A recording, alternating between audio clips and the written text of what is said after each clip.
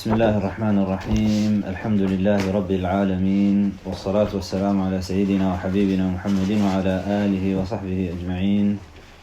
اللهم صل على سيدنا محمد الفاتح لما أغلق والخاتم لما سبق ناصر الحق بالحق والهادي إلى صراطك المستقيم وعلى آله حق قدره ومقداره العظيم. اللهم إني أعوذ بك أن أضل أو أضل أو أزل أو أزل أو أظلم أو أظلم أو أجهل أو يجهل علي. Alhamdulillah. So we're gathering here to go through Imam Abu Ja'far aṭ-Ṭaḥāwī's text. Imam aṭ-Ṭaḥāwī is this text by Imam aṭ-Ṭaḥāwī is one of the most widely accepted texts on Aqeedah, and the reason for that is because it's pretty simple. Just straightforward explanation, I guess, if you will. It's not really an explanation, it's just a list of the beliefs that Muslims are basically expected to have as believers. But before we get into the actual text and explain why this text is so widely acceptable across all Sunni schools, we need to spend a little bit of time just talking about Aqeedah, generally speaking. Maybe just the different schools and the different approaches that some people have had with regards to how to speak about what Muslims believe, and why this whole branch of discipline even arose in the first place. Maybe a little preamble to the introduction of the field itself. Islam is founded on 4 foundations. So there is whenever you speak about the pillars of Islam, people think immediately of the 5 pillars of Islam. Belief in La ilaha illallah Muhammadur Rasulullah, that there is no God other than Allah subhanahu wa ta'ala to worship, and that Muhammad sallallahu alayhi wa alihi wa sahbihi wasallam is the messenger of Allah. Prayer, the 5 daily prayers, fasting Ramadan, paying the zakat if it's incumbent upon you, and doing the pilgrimage to Mecca, the Hajj, the greater Hajj, once in your lifetime if you're able. These are the pillars of Islam. But the hadith of Jibreel, the famous hadith of Jibreel, in which the beloved sallallahu alayhi wa alihi wa sahbihi wasallam got asked 4 questions. Sayyidina Umar al-Khattab radiallahu anhu relates that they were sitting in the gathering of the beloved sallallahu alayhi wa alihi wa sahbihi wasallam, and a man who had really dark black hair, really light white face, white clothes, doesn't look like he had the signs of travel upon him. And if you lived in the desert or know something about living in a desert, travel makes you disheveled, and this man did not look disheveled at all. So he sallallahu alayhi wa sallam had this man come through, and the Sahaba didn't know who he was. So he clearly was not from Medina, because nobody knew who he was, and he didn't look like he was traveling. So it was an odd occasion, it was an odd appearance. The man came to the beloved sallallahu alayhi wa sallam, and he sat knee to knee to him, and he asked him, I came here to ask you some questions. And he said, he came to ask him some questions, and the first question was, أخبرني عن الإسلام, tell me about Islam. And the beloved sallallahu alayhi wa sallam responded with giving him the 5 pillars. And then he asked him, أخبرني عن الإيمان, tell me about faith or belief. And he sallallahu alayhi wa sallam responded with the 6 pillars of faith. أن تؤمن بالله وملائكته وكتبه ورسله واليوم الآخر والقدر خيره وشره, that you believe in Allah, you believe in the revealed books, you believe in the messengers, you believe in the angels, you believe in the final day, which is the day of judgment, and you believe in the divine decree, the good and the bad of it. And then the man asked him, أخبرني عن الإحسان, tell me about ihsan, and which is, for a lack of a better translation, we could say that this is talking about spiritual excellence. And the beloved sallallahu alayhi wa sallam responded by saying, أن تعبد الله كأنك تراه فإن لم تكن تراه فإنه يراك, that you worship Allah subhanahu wa ta'ala as if you see him, and if you don't see him, it's as if he sees you. And then the man asked him the final question, which is أخبرني عن الساعة, tell me about the hour. And the beloved sallallahu alayhi wa sallam responded by saying, ما المسؤول منها بأعلم من السائل, And so he said the one being questioned about it is not more knowledgeable than the one asking questions. And the man responded back, فَأَخْبِرْنِي عَنْ أَمَارَاتِهَا, then tell me about his signs. And he sallallahu gave him a couple of signs. He said that the mistress will give أَن تَلِدُ الْأَمَةَ رَبَّتَهَا, that a slave woman will give birth to her mistress. And وأن ترى الحفاة العراة رعاء الشاة يتطاولون في البنيان أو كما قال صلى الله عليه وآله وصحبه وسلم, that you will see those bare feet, naked Bedouins who herd sheep, the sheep herders, competing against one another in building the tallest buildings. And then he left. And Sayyidina Umar al-Khattab radallahu anhu said that then we waited a while. And then the beloved sallallahu alayhi wa sallam turned to the companions and he said, do you know who that was? And Sayyidina Umar al-Khattab said that they all said, Allah wa Rasuluhu a'lam, Allah and His Messenger know best who this is. And he said, هذا جبريل جاءكم يعلمكم أمر دينكم أو كما قال صلى الله عليه وآله وسلم. He said, this is Jibril, this is the Archangel Gabriel. He came to teach you your أمر دينكم, the affairs of your religion. Now the scholars actually say that some of the scholars have extracted from this hadith, amongst the many lessons from it, is that the whole religion of Islam is founded on 4 foundations. The first foundation is Islam, which is served by the discipline of fiqh, which is jurisprudence. This is where you go and look into the rulings of what to do and what not to do, how to perform a prayer, what makes a prayer valid, the conditions of a prayer, the conditions of a valid fast. If you break your fast, how do you break it? What happens if you break it accidentally or not? What about the zakat? And just generally speaking, it goes beyond that into your transactions. How do you get married? What are the conditions of a marriage? What about your business transactions? How do you construct a valid contract? What makes a contract invalid? What makes a contract impermissible? Your monetary transactions. All of these things are all served under this one foundation, which is the foundation of jurisprudence. And what you'll find from jurisprudence is that it's been served also by discipline that was derived from it or derived to help it, depending on which school you go into. Usul al-fiqh, which is the foundations of the principles of jurisprudence. So that's just to do with action, like physical action. The second foundation or pillar upon which this religion rests upon is Iman. أن تؤمن بالله وملائكته وكتبه ورسله واليوم الآخر والقدر خيره وشره. This is belief.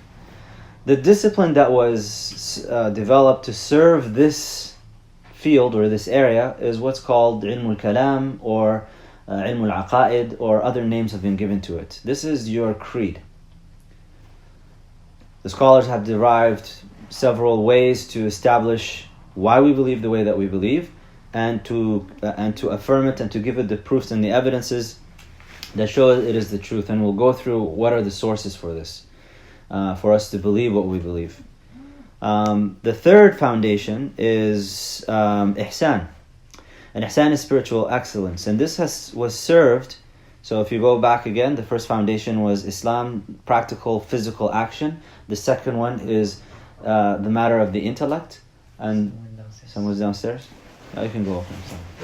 The second foundation is iman, which is faith or belief, and this has to do with the actions of the intellect. What do we believe, and why do we believe the things that we believe? And several areas have been developed to serve this field of study.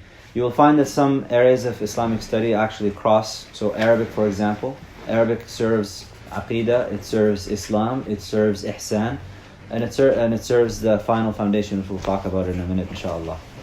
So ihsan is what's called ilmu tasawwuf, ilmu tazkiyah, how to worship Allah subhanahu wa ta'ala in a way where you realize the station of worshiping Allah as if you see Him, and if you don't see Him, you know that He sees you. So that's the third foundation for this religion. And you'll find ample works that the scholars have written to serve all three of these.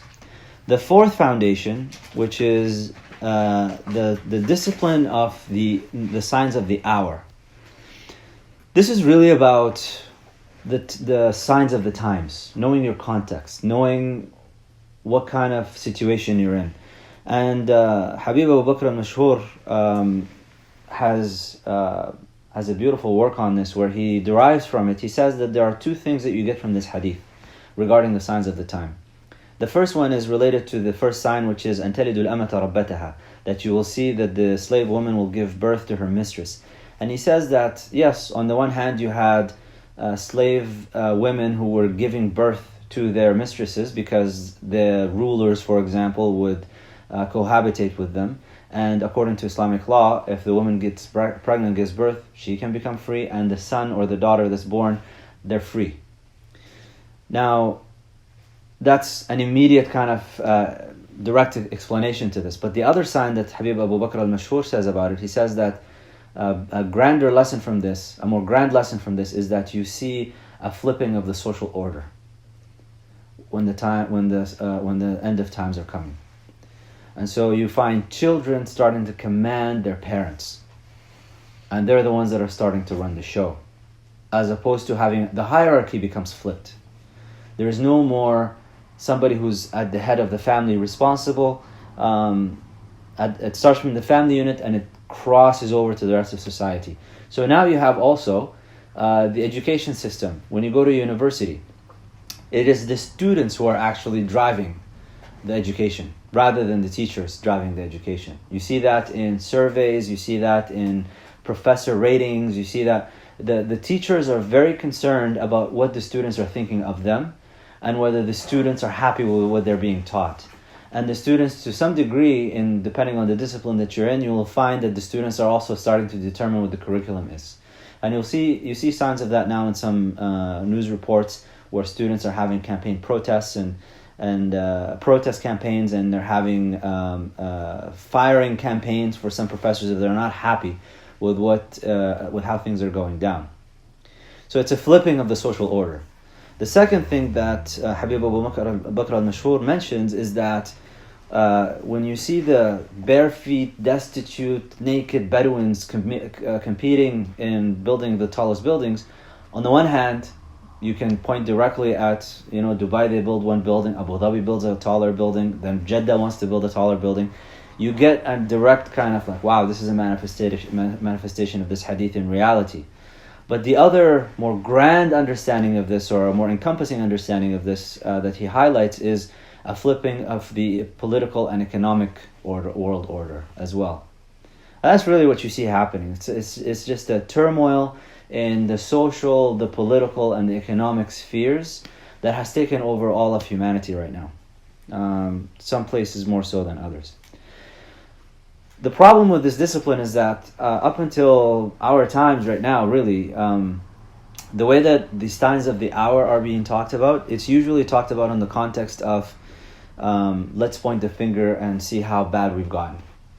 Let's point the finger and see how terrible people are behaving, all the lewd things that are taking place, and then just stay in a state of fear and trepidation with regards to what's to happen, what's to come. That's how we talk about the signs of times, the signs of the hour. And the ample works that have been written, the hadith collections that have been written, whether it's weak, authentic, inauthentic, whatever it is, it's all about storytelling. This is what's going to happen at the end of time. It's almost like the Muslim version of the Book of Revelations that the Christians have. But ilm in Islam is connected to amal. Ilm and amal are connected. You can't have knowledge that does not lead to action. And that's why the beloved ﷺ, one of his constant prayers that he used to make is, Allahumma inni a'udhu bika min ilmin la yanfa'. You have to ask yourself, we have this knowledge of the signs of the hour, what practical implications do we have from this? What can we do with this knowledge? The Prophet ﷺ didn't just come to tell us stories. He came to tell us how to act. So Habib Abu Bakr al-Mashhur points to a couple of things regarding this. He says that what the signs of the time, the fourth foundation of the religion is to know your time, to know your context, so that you can act appropriately.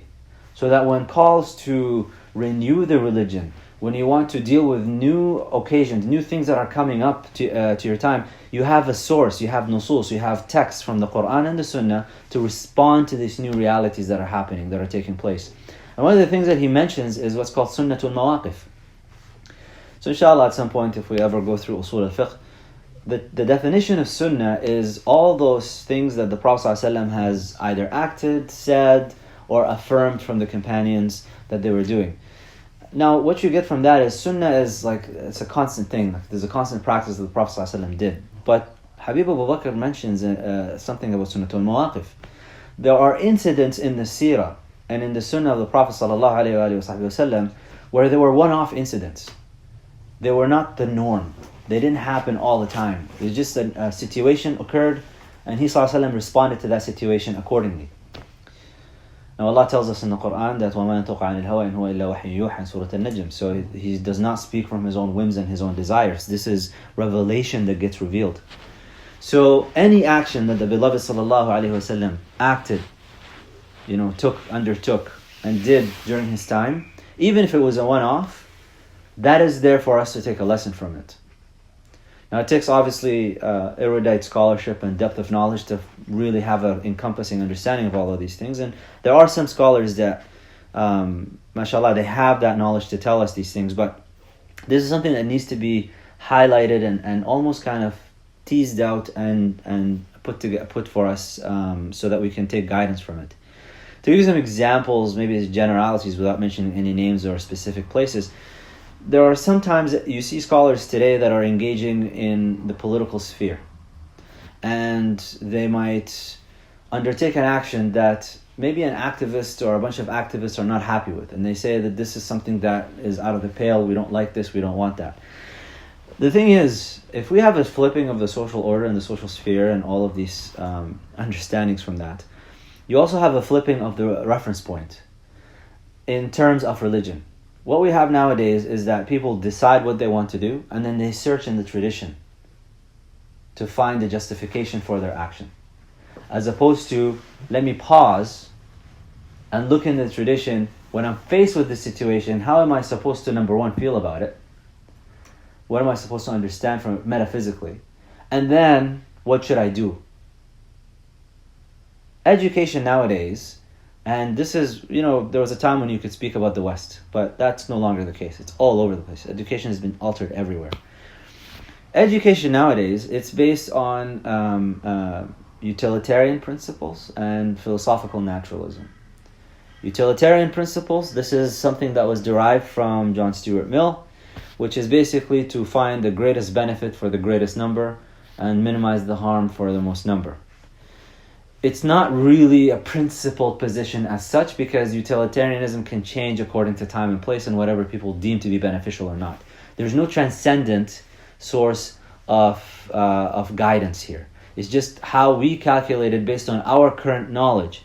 Now, if something that we do today we deem is beneficial now, and we find out that 50 years from now that it was actually harmful, well, tough luck for those people for 50 years. They suffer through this time, and then we can change our mind then, and then who knows even if we actually got it right in 50 years. But when you have the Quran and you have the Sunnah, what this is, اليوم أكملت لكم دينكم وأتممت عليكم نعمتي ورضيت لكم الإسلام دينا. Allah subhanahu wa ta'ala tells us that He has completed this religion for us. That doesn't mean that He'll give us every single thing with bullet points and subheadings and subsections and all of that. What it means is that if we don't have direct explicit prohibition or permissibility for something, we at least have the principles for it. That's what that means. So when it comes to how we flip things today, politically speaking, what a lot of people want to do is they already have an idea in their mind. Now, where did that idea come from? Why do you believe the way that you believe about political action and activism? Why do you think you should act in this way? Very few are actually willing to take the hard look in the mirror and see where that information came from. Education today is driven by philosophical naturalism, which means that there is no ghaib. I mean, we as believers, we as Muslims, we can talk about believe in the unseen, but oftentimes this discussion is restricted to our masajid, our mosques, our halaqat, our mawalid, things like that. These gatherings that we have, we just talk about the ghaib. But when we're out there, actually engaging in the world, how we were educated, if you were educated in a modern education system, it was an education that was completely naturalist in its orientation. It does not take into account the ghaib. It does not take into account revelation, especially if you're in the West. They speak about it being secularized. It's devoid of value. Well, it does have a value. The value that it places is that there is no such thing as revelation or guidance from the transcendent realm, from Allah subhanahu wa ta'ala. So, when you look at scholars engaging in some actions today with regards to politics and whatnot, the first question you have to ask yourself is, number one, why are you reacting the way that you're acting? And number two, what is the source that they're using to engage in this way? And depending on the scholar that you look at, I mean, the ones that I've personally examined and just looked into their orientation and how they reason through these things, it never fails. They have they're operating from within the tradition. They have verses of the Quran that you are not actually going to be in amazement. If you know the Quran, if you have memorized the Quran and recite it on a daily basis, and if you have studied the Sunnah of the Beloved ﷺ, and you've studied the signs of the end of time, you will not be amazed. You will marvel at you'll be amazed at the truth of it, but you won't be surprised. So a lot of these scholars, when they look into what's happening in the world today, they're not bewildered. Everybody that hasn't studied, there's a lot of bewildered people and just sitting in complete amazement, don't know what's going on, why this is happening, all this oppression that's taking place, all this killing and murder and mayhem and exploitation, and but it's all actually been mentioned. Hudayfa ibn al-Yaman, I believe, is the companion that relates this. He said that the Beloved sallallahu alayhi wa sallam stood up one day after Dhuhr, and he told us, and he started to speak. And he spoke from Dhuhr until Asr, came down, prayed, led Asr, got back up and continued to speak until Maghrib, then came down. And he said he told us everything that is going to happen from his time in specific detail with names of people. Now imagine that. Imagine, and Allahu A'lam if he mentioned these names, or imagine the Beloved ﷺ talking about Trump. There's going to come a guy who's going to be called Donald Trump, and he's going to take over and he's going to do this. There's going to be a Putin, there's going to be an Assad, and there's going to be, imagine the Beloved ﷺ, there's going to be a Sisi. He's going to mention all of these names of the rulers and what they're going to do and how they're going to do it. And Hudayfa ibn al-Yaman, radiallahu anhu, he says that he told us, and alimahu man alimahu, jahilahu man jahilahu. Some people forgot it. Many people forgot what's been said because it was a one-off occasion. He just told them all the details. But some of that stuff did get transmitted to us. Of course, not the names, but some of the stuff did get transmitted to us. So all of it is there. And Habib Abu Bakr al-Mashhur says that what we need to do is, when it comes to political engagement, economic engagement, social engagement, all of these things, if you are disciplined enough to study and have a strong grasp on the signs of the hour and the practical implications from that in terms of Muslim practice and Muslim rulings derivation, you actually will not have this here today, gone tomorrow kind of opinion. And this is what the Beloved sallallahu alaihi wasallam was mentioning in the hadith, where he says that a person will wake up as a believer and will have the evening come upon them, they'll be a disbeliever, and then they'll go to sleep as a believer and then wake up as a disbeliever.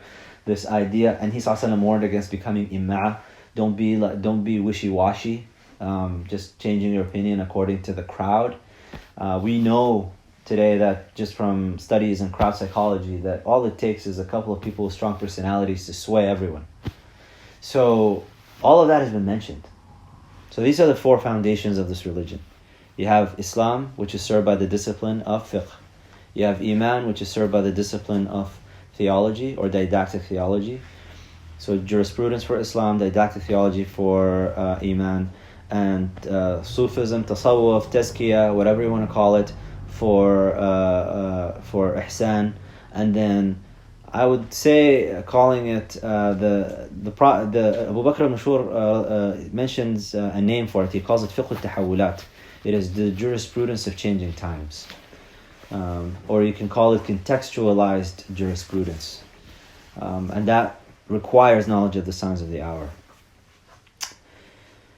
So the reason all of this is a preamble to the intro that we're going to do here, which is the specific area that we're going to tackle for this text, inshallah.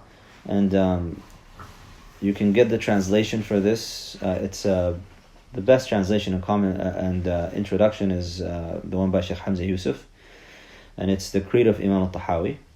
It's a green cover. And Sheikh Hamza Yusuf gives a nice preface and a nice introduction to it and a nice author biography to it. This text, the Creed of Imam aṭ-Ṭaḥāwī, is basically a number of articles that we as believers have to uphold. Before we get into any field of knowledge, there is a nice three lines of poetry that the scholars mention. And it was written by Abu Irfan Muhammad ibn Ali Sabban. And the lines of poetry are إن مبادئ كل فن عشرة الحد والموضوع ثم الثمرة ونسبة وفضله والواضع والاسم الاستمداد حكم الشارع مسائل والبعض بالبعض اكتفى ومن درى الجميع حاز الشرفا. So إن مبادئ كل فن عشرة. The beginnings of every or the I'm going to call it the subheadings or the topics of every field of knowledge, every discipline of knowledge are 10. So no matter what you take, so if you take medicine, there's going to be 10 subheadings to medicine. If you want to take law, there's 10 subheadings to law. Engineering, there's 10 subheadings to engineering. 10 topics, 10 things to know about it. الحد والموضوع ثم الثمرة. الحد is the limit of it, which is better translated as the definition of it. What are the parameters of this field? What does it deal with? So you have to define it. And that goes with anything. Any type of discussion, any type of conversation you get into, you have to first define your terms, because oftentimes we will be talking about two different things. And most disagreements are because the definitions were not established. You have to establish the definitions. If you speak to an atheist, for example, and they say, I don't believe in God, the first question you have to ask is, can you explain to me what do you mean by believe? And what do you mean by I? What do you mean by believe? And what do you believe God? What do you believe means God? What is it? Define these terms. What is I? Who are you? And what is believe? And what is God? Define these three things, and then we can have a conversation. But what you find oftentimes people do is they want to delve right away into, no, but you have to believe La ilaha illallah, and these are the proofs for it, and these are the reasons why you believe it. Well, if he doesn't share or she doesn't share the same definition of God with you, and they don't even acknowledge the same terminology, what does the term belief, what do you think that means?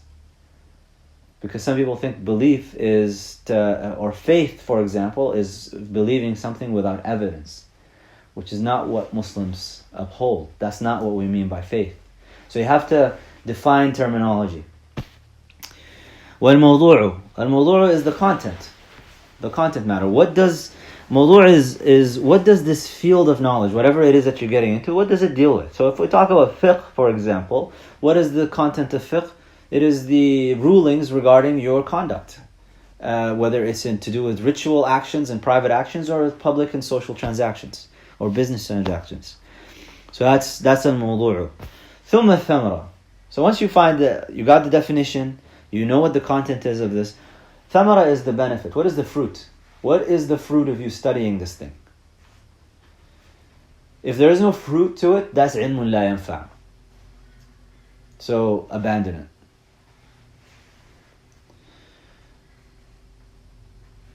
Example, following the news.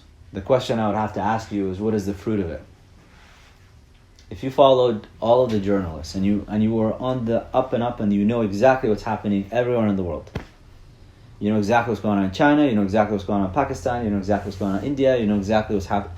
Like you've known all of that. What is the fruit of that knowledge for you? What can you do with it? If you can't do anything, if it is just a big circle of impotence, as Neil Postman calls it, in amusing ourselves to death, then you might as well just pull yourself out of it.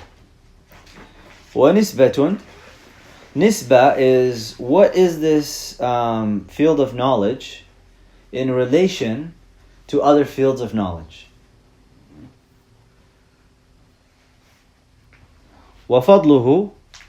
What is the virtue of this? How virtuous is this field of knowledge? وَالْوَاضِعُ. Who put it there? Who established it? Who codified it? Some areas of knowledge were codified by, you can point to a particular individual and say that person started it. That person started this field of knowledge. So Khalil ibn Ahmed al-Farahidi, for example, he started the area of aṭ, which is the scaling of poetry and speech. So he actually came down, he just this is it. And he came with the abhur, and it's quite fascinating. But other times you may not be able to find a single individual. You can point to some people that did it, like the start of the collecting of the hadith. Some will tell you it's the first one, for example, I guess would be Az-Zuhri maybe. But there's different people that have started collecting hadith until you have these final products that we have nowadays. Walismu, what is it called? What is the title that we give to this field of knowledge? Al-Istimdad, derivation. Where does this field of knowledge derive its evidence? How do you get the statements that you get, and where do you get them from? Hukm al-Shari' is the ruling. What is the ruling of studying this thing? So if you know, and again we'll go through this if we ever do usul, there's a difference between fard ayn and fard kifaya. And then there is a difference between wajib, mustahab, mubah. So there is communal obligation. There's fard kifaya is communal obligation. That means you have to have a group of people in a community who dedicate themselves to studying this area. Fard ayn is every single individual needs to know this. And then you have wajib, so obligatory, mustahab, encouraged, mubah, it's merely permissible, makruh, it's disliked, haram, prohibited. Masailun, so the 10th thing is masail. So this is just the topics that it deals with, the specific topics, the specific issues that it tackles. وَالْبَعْضُ بِالْبَعْضِ اكْتَفَى. And then he says, some have decided to accept just a little bit of it. They did not master the whole field. They just took some of the topics and they studied them, and they were sufficed with that. وَمَنْ دَرَى الْجَمِيعَ حَازَ الشَّرَفَ.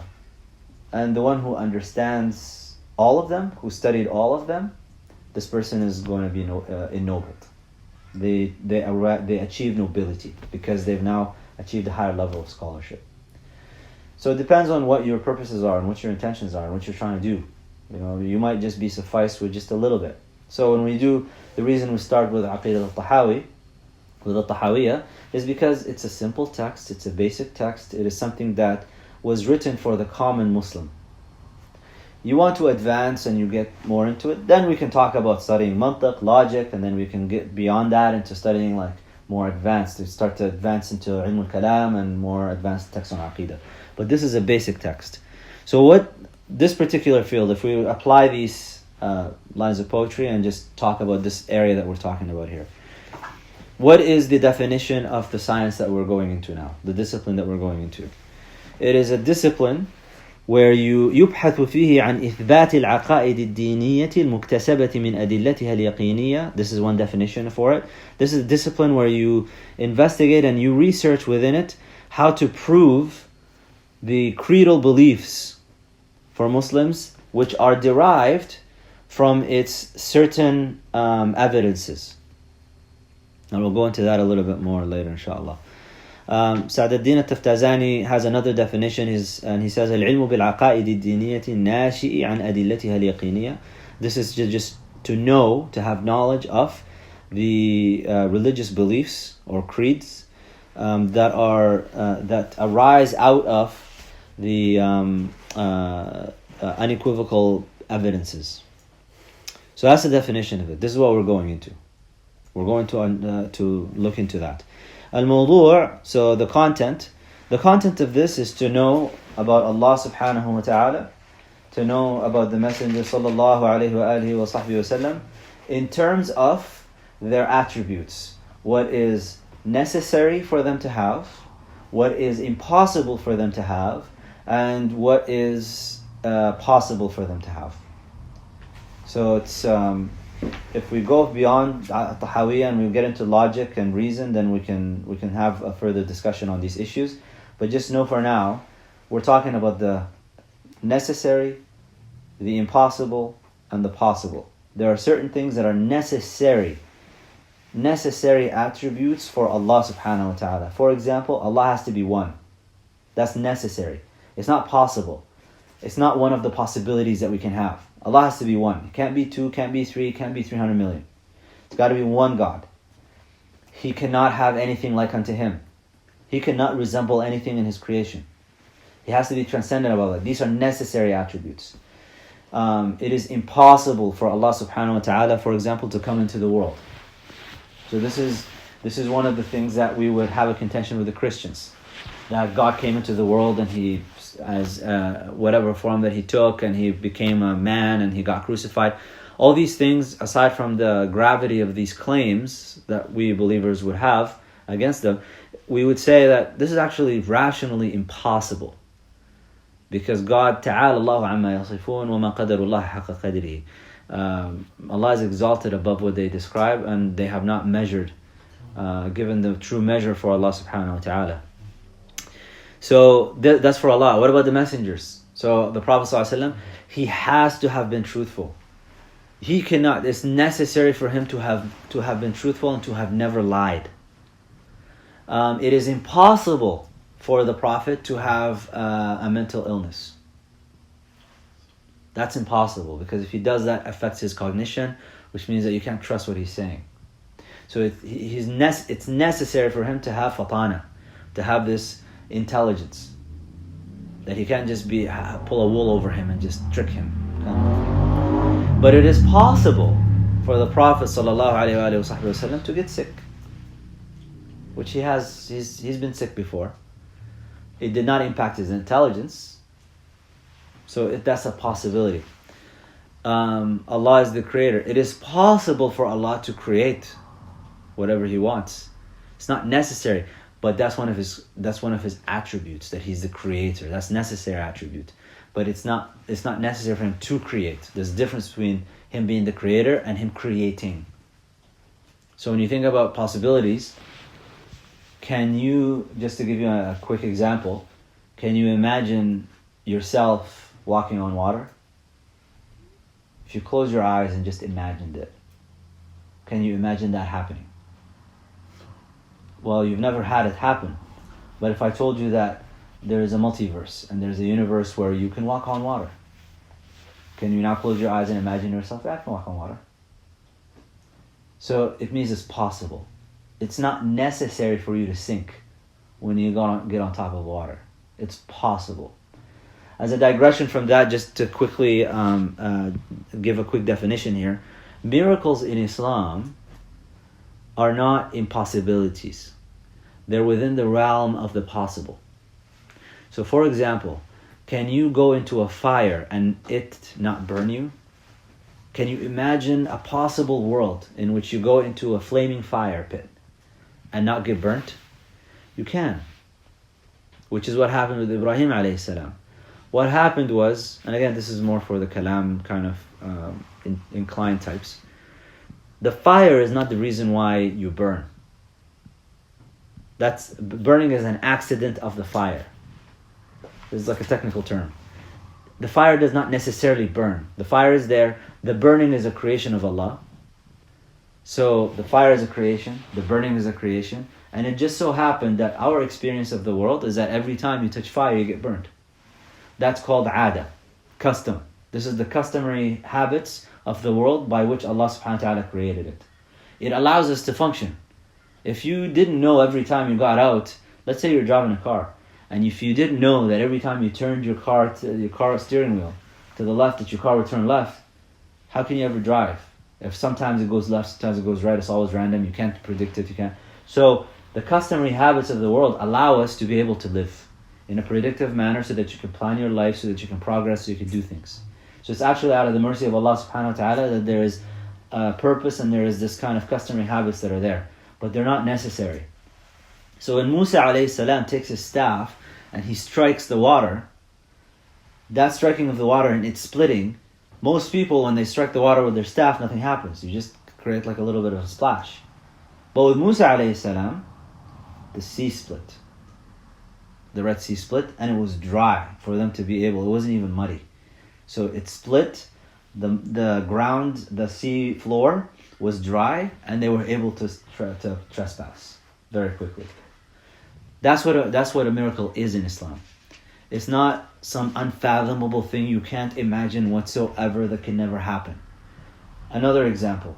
Is it possible for a woman to get pregnant without having insemination by a man? You're starting to get it now, yes? So you can imagine it. You can imagine a woman by herself, not needing any man to come around, and her getting pregnant. So when you read Surah Maryam, for example, her wondering was, nobody's touched me. I'm not a prostitute. I'm not a woman of ill repute. How can I get pregnant? And Jibreel alayhi salam tells her, this is what your Lord wanted. So you can imagine it, that she can get pregnant without the intervention of a man. And that's how Isa alayhi salam was born. So this is how this stuff works. So understand, miracles in Islam are not requiring you to accept or believe in something that is rationally impossible. So for example, if I tell you that you can be in two places at the same time, you with your wholesome mind, spirit, everything, and I could say you can be in two places at once and still be the same person. Is that possible or impossible or possible or necessary or what? What category would that fall under? Impossible. It's impossible. You can't be the same person and be in two different locations. If there's somebody else in that other location, that's somebody else. They can look like you. So this is why we need to have a renewal of ilm al-kalam and talk about it also in quantum mechanics and quantum physics and stuff, because string theory and all these claims that are being made, they tell you can be in two places at the same time. No, you cannot. That is rationally impossible. You're not being imaginative here. You're not denying imagination. I'm just saying what is rationally possible, what is rationally impossible, and what is rationally necessary. If there's another person, yeah, sure, they can look like me, they can act like me, they can sound like me, but they're not me. You're one person. You can't be split into two things and then be in two different places at exactly the same time. You could be in two different places at different times. And these times could be so fast that to the human eye, because it takes time for light to transmit and for me to see you there. So when I'm looking at you, that took time. It took time for light to reflect from you, to come to my eye. It took time for my eye to process that into electrical signals and electrochemical signals that got transmitted to my brain. It took time for my brain to process that and then to see you there. So when I'm looking at you, I'm looking in the past. I'm not actually looking in the present. So sure, you might be in two different places and it might appear to me that it's at the same time. But you could be changing spots faster than my brain can process it, and therefore it looks like you're in there two different places at the same time. Does that make sense? We're getting a little bit into the weeds of it, but I'm just trying to get you like, Aqeedah is not a simpleton thing. It's the scholars, they're not expecting you to believe in Islam just because. There's a science to it. There's a discipline to it. So that's the content of it. Thamara, the fruit, is to know Allah subhanahu wa ta'ala in this world, to know with certainty that nobody can come and shake your faith in Islam easily. Or at all, in fact. If you understand the proofs upon which this religion rests, people can come and tell you all kinds of things. And they can come from all different persuasions and definitions and whatever. You won't be swayed. That's the fruit of it. And the ultimate fruit of it is to win in the hereafter. That Allah subhanahu wa ta'ala, فَعْلَمْ أَنَّهُ لَا إِلَهَ إِلَّا اللَّهِ. Allah tells us in the Quran, know that there is no God but Allah subhanahu wa ta'ala. So that's the fruit. The fruit is that you know Allah subhanahu wa ta'ala and then you win and you have felicity in the final, in the hereafter. Nisbatun. Nisba is what is the relationship of this, or what is the relation of this discipline to the other discipline. So if I take Aqeedah or Ilm al-Kalam and I relate it to fiqh, and I relate it to ihsan, and I relate it to fiqh aṭ-Ṭaḥāwī, and all these different disciplines, what is the relation of this field? It is the asas. It is the foundation. The reason for that is because you can have a disbeliever come and pray with us the 5 daily prayers, and they can fast Ramadan and come and do Taraweeh with us and break fast with us and do all these things with us and pay their zakat and perform the Hajj and do everything. But if they're a disbeliever, it's all in vain.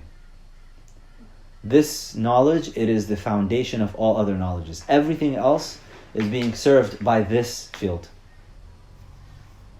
Which takes us to the next thing, fadluhu, the virtue of it. Well, if it is the foundation and it serves everything, sayyidul qawmi khadimuhum. The master of a people is the one who's the servant of a people. So the master of the disciplines is the one that serves all the disciplines. All the disciplines derive their validity from this field. So to study Aqeedah, it is to study the most virtuous of all sciences in the Islamic tradition. And the reason for that is شرف الشيء شرف للمتبوع شرف المتبوع. The virtue of something is actually connected to the virtue of the thing that it's dealing with. So the content matter, the thing that this discipline deals with, is Allah subhanahu wa ta'ala and the Messenger sallallahu alayhi wa sallam. So therefore it has to be the most virtuous of all disciplines. It's dealing with Allah, which is greater than anything else. Al-Wadi'u, who put this discipline together? We'll go a little bit into the history of this field, but generally speaking, you'll find the scholars pointing to both Imam Abu Hasan al-Ash'ari and Abu Mansur al-Maturidi.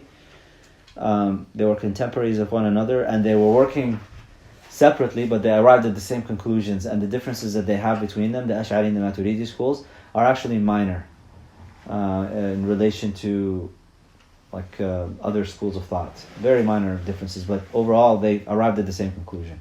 So the two people credited with establishing this field of study or this discipline, Imam Abu Hasan al-Ash'ari and Imam Abu Mansur al-Maturidi, which over time, after the sifting and the trials and all of that stuff, it became to be the school of Ahl Sunnah wal Jama'ah. So if you're a Sunni Muslim who studies Aqeedah, it's the Imam al-Ash'ari and Imam Abu Mansur al-Maturidi. Only recently was the Athari school was included, which is really the school of the Hanabila. And that's to do with people there was a group, Muslims kind of split, scholars split. The majority were engaging in this discourse.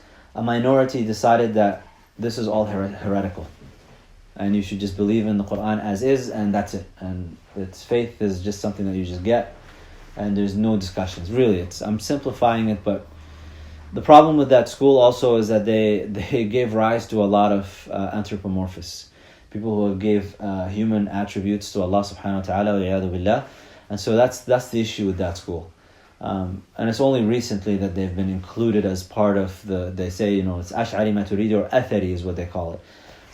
So just for the sake of unity, I guess we'll say that these are the three schools, but traditionally speaking, you should know that it's the Ash'ari and the Maturidis that are the school of Ahl Sunnah wal Jama'ah.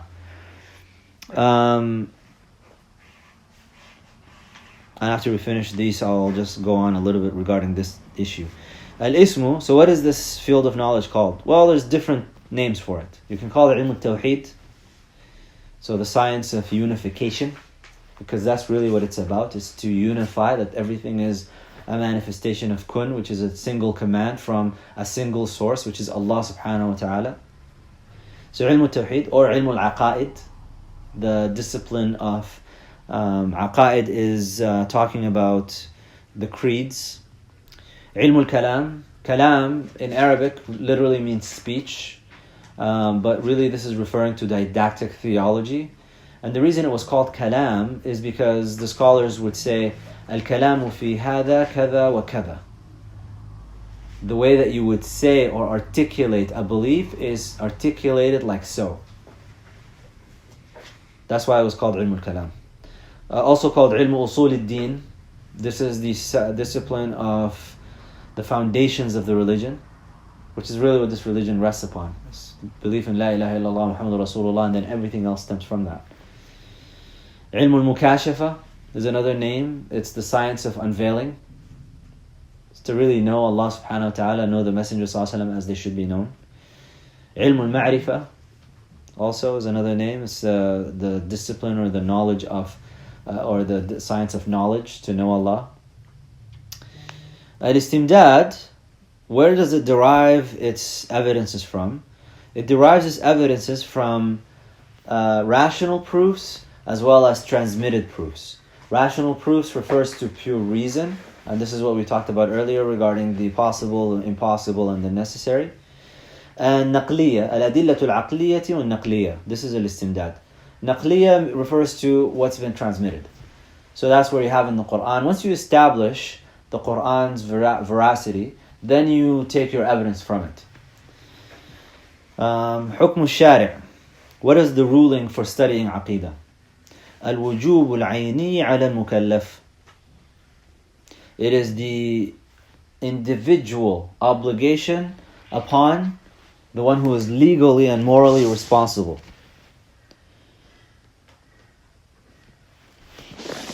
In other words, or just to elaborate a little bit on that in a way that so that it's not taklifu ma la yutaq. Every single Muslim believer, when they reach the age of taklif, they have to study a basic text in Aqeedah. You cannot send your children to school without having studied why they believe what they believe. Because I guarantee you, they'll get to a point where the teacher or their fellow students are gonna point out the fact that you're a Muslim because you were born in a Muslim family.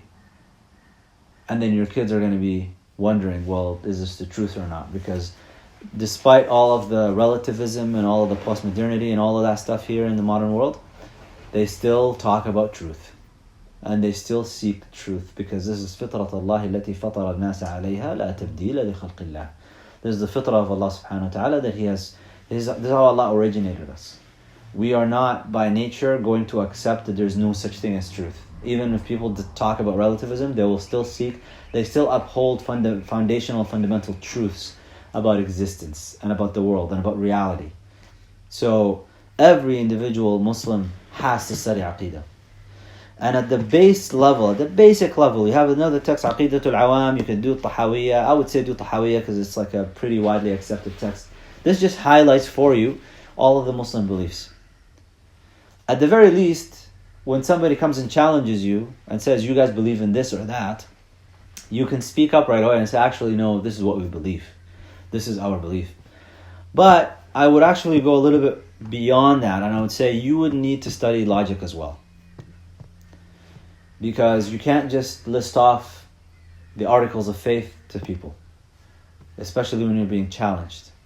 You need to be able to explain why you believe what you believe.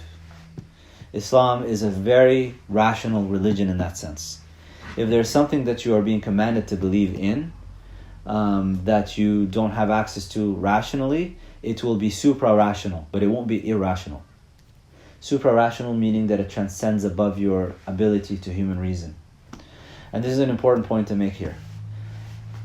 Don't fall to the idolatry of intellectual constructs. People today, in the modern world, we have elevated the intellect to such a degree that we actually believe everything we think. And we think that what we think is the truth always. So you have to identify when your ability to use your rational powers stops and when revelation commands. Tells you this is what you got to believe and that's it.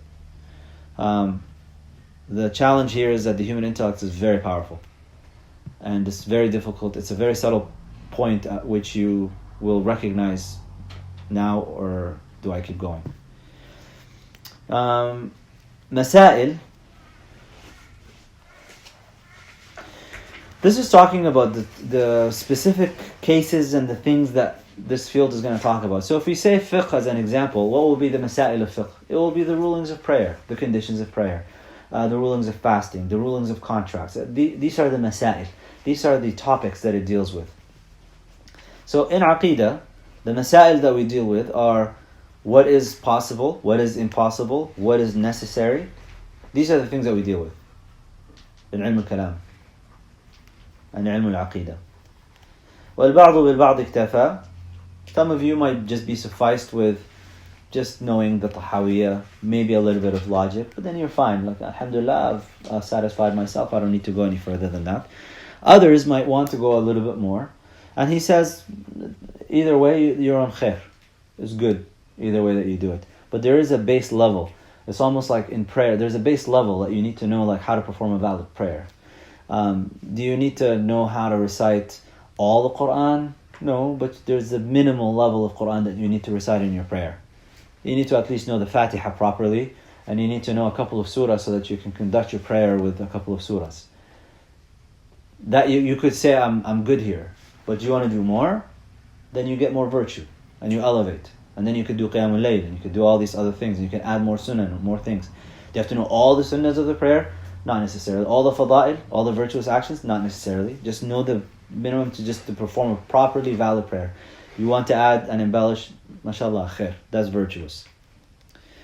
A couple of points to make here about this area. It's a very contentious field. You will find people wanting to debate and get into argumentations about it. I make it a condition now whenever I teach any of this stuff. If you guys see this phrase from Imam Malik, تَعَلَّمْتُ الْعِلْمَ لِنَفْسِي, is what it says. I sought knowledge, or I studied for my own sake. So it is a condition that I have for anybody that comes and studies with me. This is for you and you alone. If you have a family, a spouse, it's just for your spouse and kids. That's it. I do not give permission to anybody to go out and debate or argue about any of this, online or in person. If you are faced with anyone that is going to debate with you and tell you, because there's, this is the age now where the Prophet ﷺ told us that إِعْجَابُ كُلِّ ذِي رَأْيٍ بِرَأْيِهِ. Everybody is going to be impressed with their own opinion. So you might come across some people who will want to debate with you about what's bid'ah, and what's like misguided, and what's heretical, and Ahl Sunnah are this, and what's that, and whatever. Walk away. Change the subject. If you can't change the subject, walk away. So I don't give permission to anyone to go and argue or debate about any of these subjects, even if it's with a non-believer, by the way. I understand the desire that people have with regards to calling people to Islam. Know your role and know your limits. If you studied philosophy and you studied advanced theology and you can engage in these discussions at a high level, Bismillah, you can go ahead and discuss these things. But if all you studied with me is ṭaḥāwī, that is not for you now to go and debate with. Is that clear? Yes. Okay. So there's no, it's just, the Prophet ﷺ got angry very few times.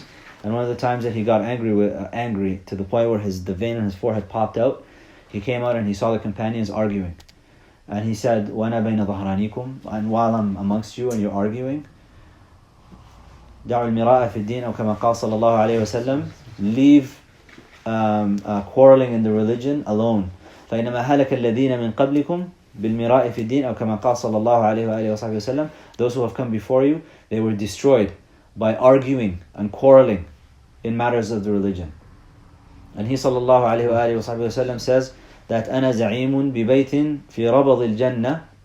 So the hadith is that I guarantee a house in the outskirts and the surroundings of the garden for one who leaves argumentation, وَهُوَ مُحِقٌّ, and this person is actually upon the truth. So imagine that. This is the most difficult thing. To know that you're upon the truth, to know that you have a tradition that extends all the way back for 1400 years, or I guess it would be 1200 years now for us, but it's extending that far back, and with the scholars establishing it as the Aqeedah of Ahl Sunnah wal Jama'ah, and then to hold your tongue and say, I'm not going to argue. So this is, again, I can't repeat this enough. And when it comes to non-believers, you're better off directing them to texts that can help them maybe gain a better understanding of Islam and an appreciation for it. The texts that I recommend people always to tell non-Muslims are Islam and the Destiny of Man by Charles Guy Eaton, The Road to Mecca by Muhammad Asad, and Allahumma salli ala Sayyidina Muhammad, Islam Between East and West by Ali Izzat Begovich. These are the three books that I recommend people give to non-Muslims. And then once they go through these books, I tell them, then you can pick up a Quran. And the translation I like because he uses modern English, and it's the organization that he has in it is brilliant. Muhammad Abdul Halim, M.A.S. Abdul Halim, is the translation of the Quran that I recommend for non-Muslims. He's an Azhari scholar who, I think he teaches at Oxford, I want to say. Brilliant translation. Allahumma salli ala Sayyidina Muhammadin wa ala alihi wa sahbihi wa sallim. We're just going to go a little bit through the preface of the text by Sheikh Hamza because he highlights a few things that I wanted to. He mentions a few things that I wanted to highlight for you guys. On page 7, where he says Imam Abu Ishaq al-Isfaraini remarked that all what theologians have said concerning the unity of God can be summed up in two statements. First, God is other than any concept that comes to mind. Second, while the essence of God is utterly unlike other essences, it is nonetheless not devoid of attributes. This is the difficulty with this discussion with people. You might, despite the fact that you will not, inshallah, engage in any arguments or any debates with anyone about this, you might still come across something like people saying, well, what do you mean? Like, you have to give some attributes to Allah, and if you devoid Him from all attributes, then you end up with nothing. Look, Allah is unlike anything else, and the reason we know that is actually two things. The first one is a rational proof for that, which is, just by pure reason, it is necessary for Allah to not be like anything in creation. Because if He shares in any quality or any attribute with the creation, that means He's also created. So you go back in an infinite regress, and you can't do that. So Allah has to be above and beyond and transcendent above all of that, outside of space and time, and not sharing in any attributes with any of His creation. His attributes are unique. If you see words that sound like something you would describe human beings with, that's not what they mean. They have another dimension for them, or another meaning that's attributed to Allah subhanahu wa ta'ala as it befits Him and as He wants it to be, but it is definitely not like anything. Allah doesn't have an ear. He doesn't have eyes. But He is yet as-Sami'ul Basir. He's the all-hearing and He's the all-seeing. So, the second proof is in the Quran. In Surah Ash-Shura, Allah subhanahu wa ta'ala tells us, لَيْسَ كَمِثْلِهِ شَيْءٍ. Is a beautiful latifa, just a quick Arabic lesson on this. لَيْسَ كَمِثْلِهِ كاف أداة التشبيه عن قريب ومثله مثل أداة التشبيه عن بعيد. Tashbih is to attribute a likeness. And when you say ka something, you're saying it's really close to that. So if I say Shaheen kal Asad, it's like he's like a lion. He's a lion. He's like a lion. He's close to a lion.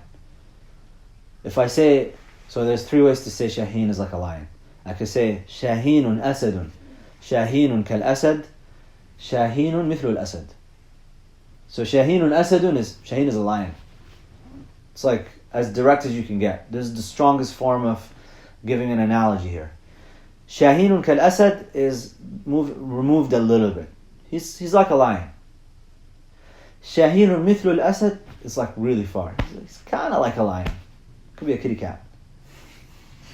So when I say ka mithl, I'm negating both.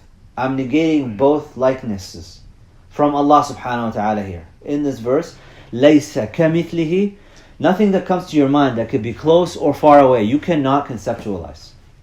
And that's what the statement of Abu Bakr as-Siddiq radiallahu anhu, where he says, عجزك عن إدراكه إدراكه والخوض في كنه الإله إشراكه. That your inability, your recognition of your inability to comprehend Allah subhanahu wa ta'ala, that's your comprehension of Allah. Now you got it. But if you delve into the essence of Allah and you try to give likenesses and he said, that's a type of polytheism. Now, all of the texts of Aqeedah, what Ishaq al-Isfaraini says here, is that all of the texts of Aqeedah, all the collections that you can gather, they can all be summarized in these two things. There's nothing like Allah subhanahu wa ta'ala, and despite nothing being likened to Him, that doesn't mean that He doesn't have attributes. He has attributes. And these attributes manifest in the world in the form of creative powers that you see.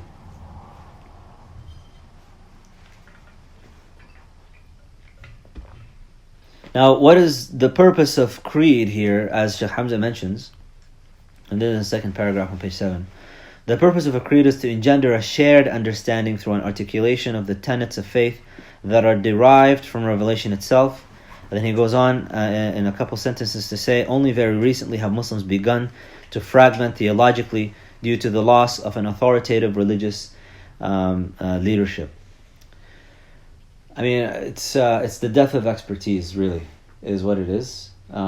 People don't have respect for time spent and study and all of that. So they think everybody can just be on to themselves, a sheikh, and you just pick up a couple of books and you can now criticize a long tradition and claim that you are the one saving everyone from misguidance. That's really what it's come down to now. So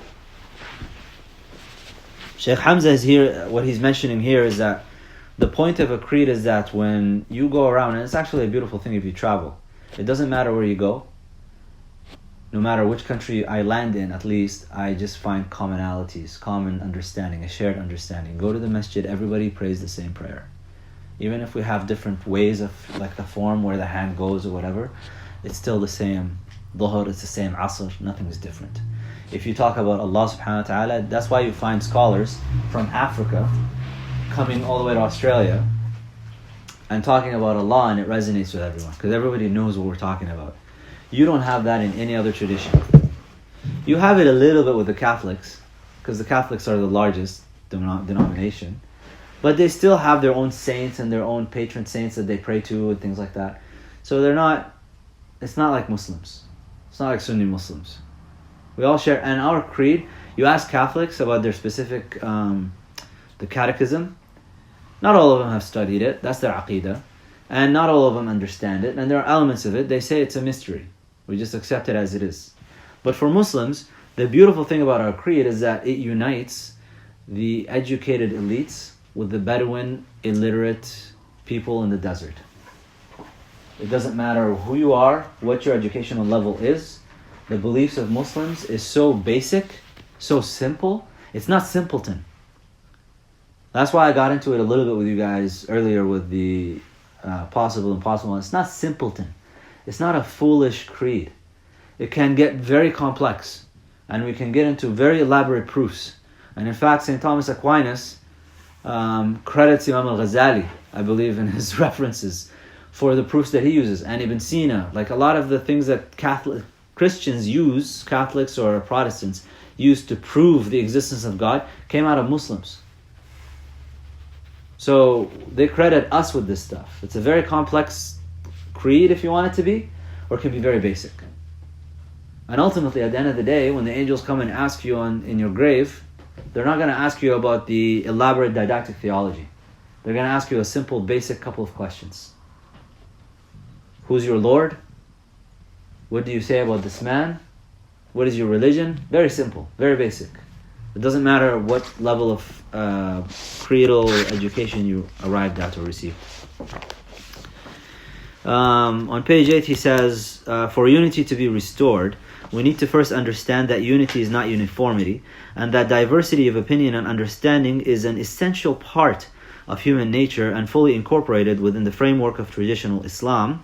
We must also understand the difference between the essential beliefs and the incidental ones. This is achieved by adhering to the consensual core tenets articulated by our authoritative scholars.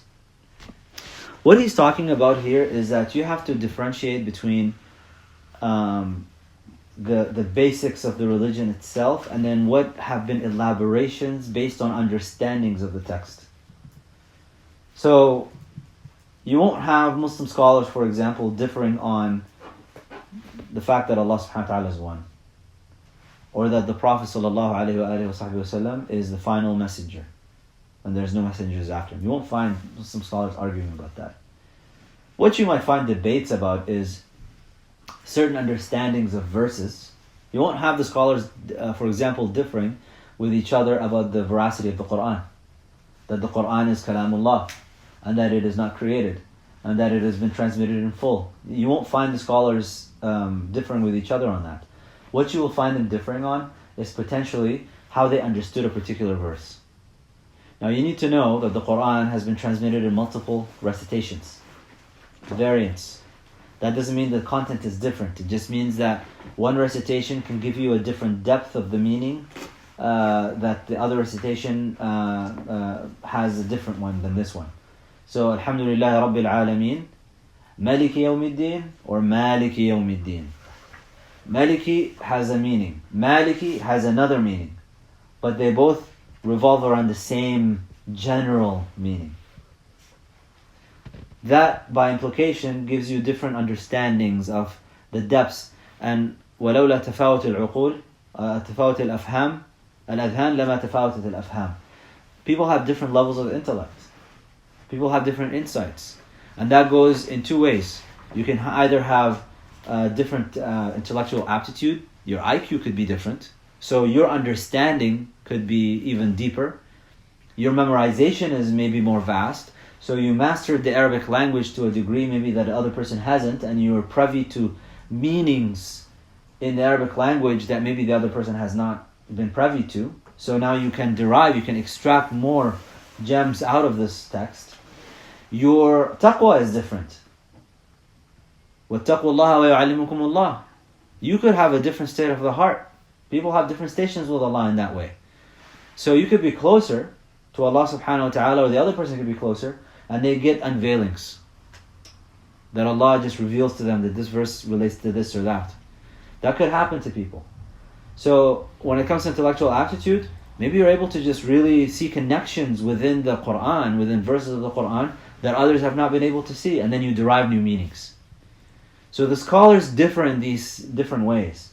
They're all great, they all serve the tradition, they're all warathatul anbiya, generally speaking, but they have different levels.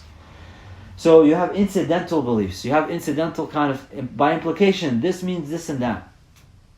You have to be able to differentiate, or you have to differentiate between what is essential beliefs in Islam and what are incidental beliefs. Because if people are differing on incidental beliefs, that is not a cause to getting people someone out of the religion, which is an unfortunate plague upon the community, upon the ummah.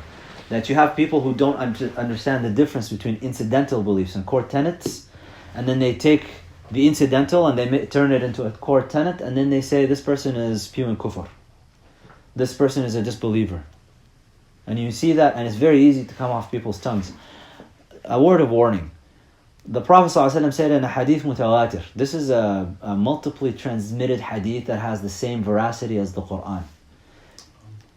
He says, "Man qala li akhihi ya kafir, faqad ba'a biha ahaduhuma."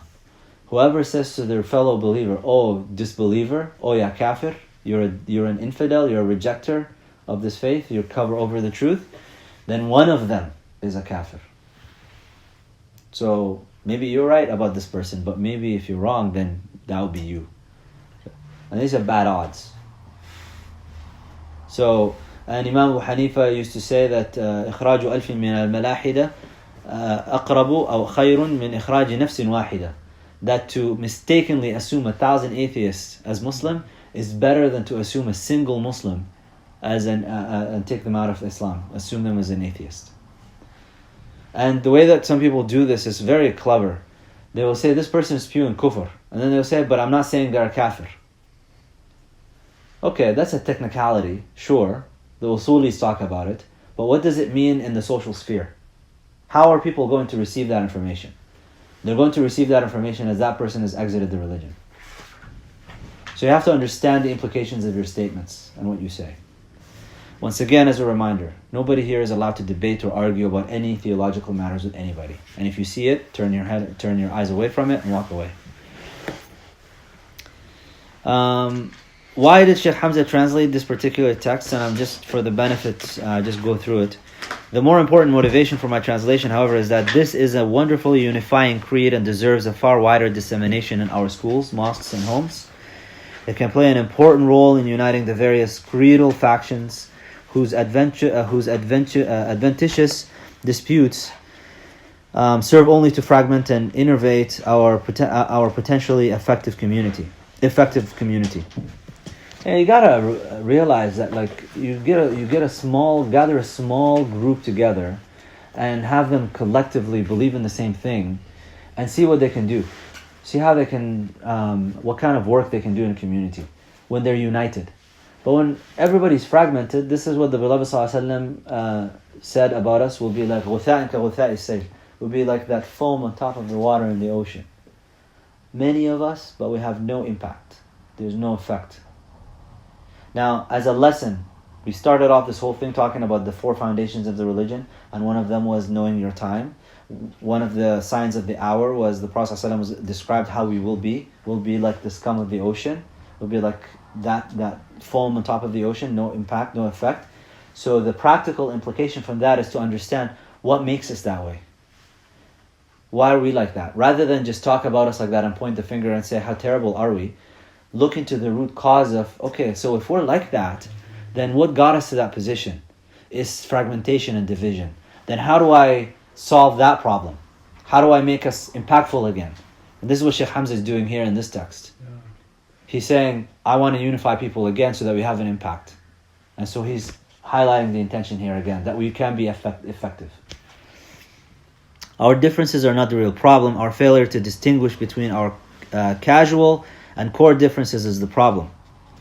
Differences in Islam fall into 2 categories. Those that result from the capaciousness of divinely designated diversity, and those that are factitious and eventuate in a transgression of the divine limits of acceptable differences, leading to strife and religious discord. So, Allah subhanahu wa ta'ala, the Messenger of Allah told us, اختلاف أمتي رحمة. The difference of my ummah is a mercy. Why is that? And look, I told you not to debate and not to get into argumentations with people and things like that. There are certain figures in the community that have maybe more of a rough personality. They're more combative. They're more, adhering more in their temperament to kind of a literalist interpretation of things. That's how they function.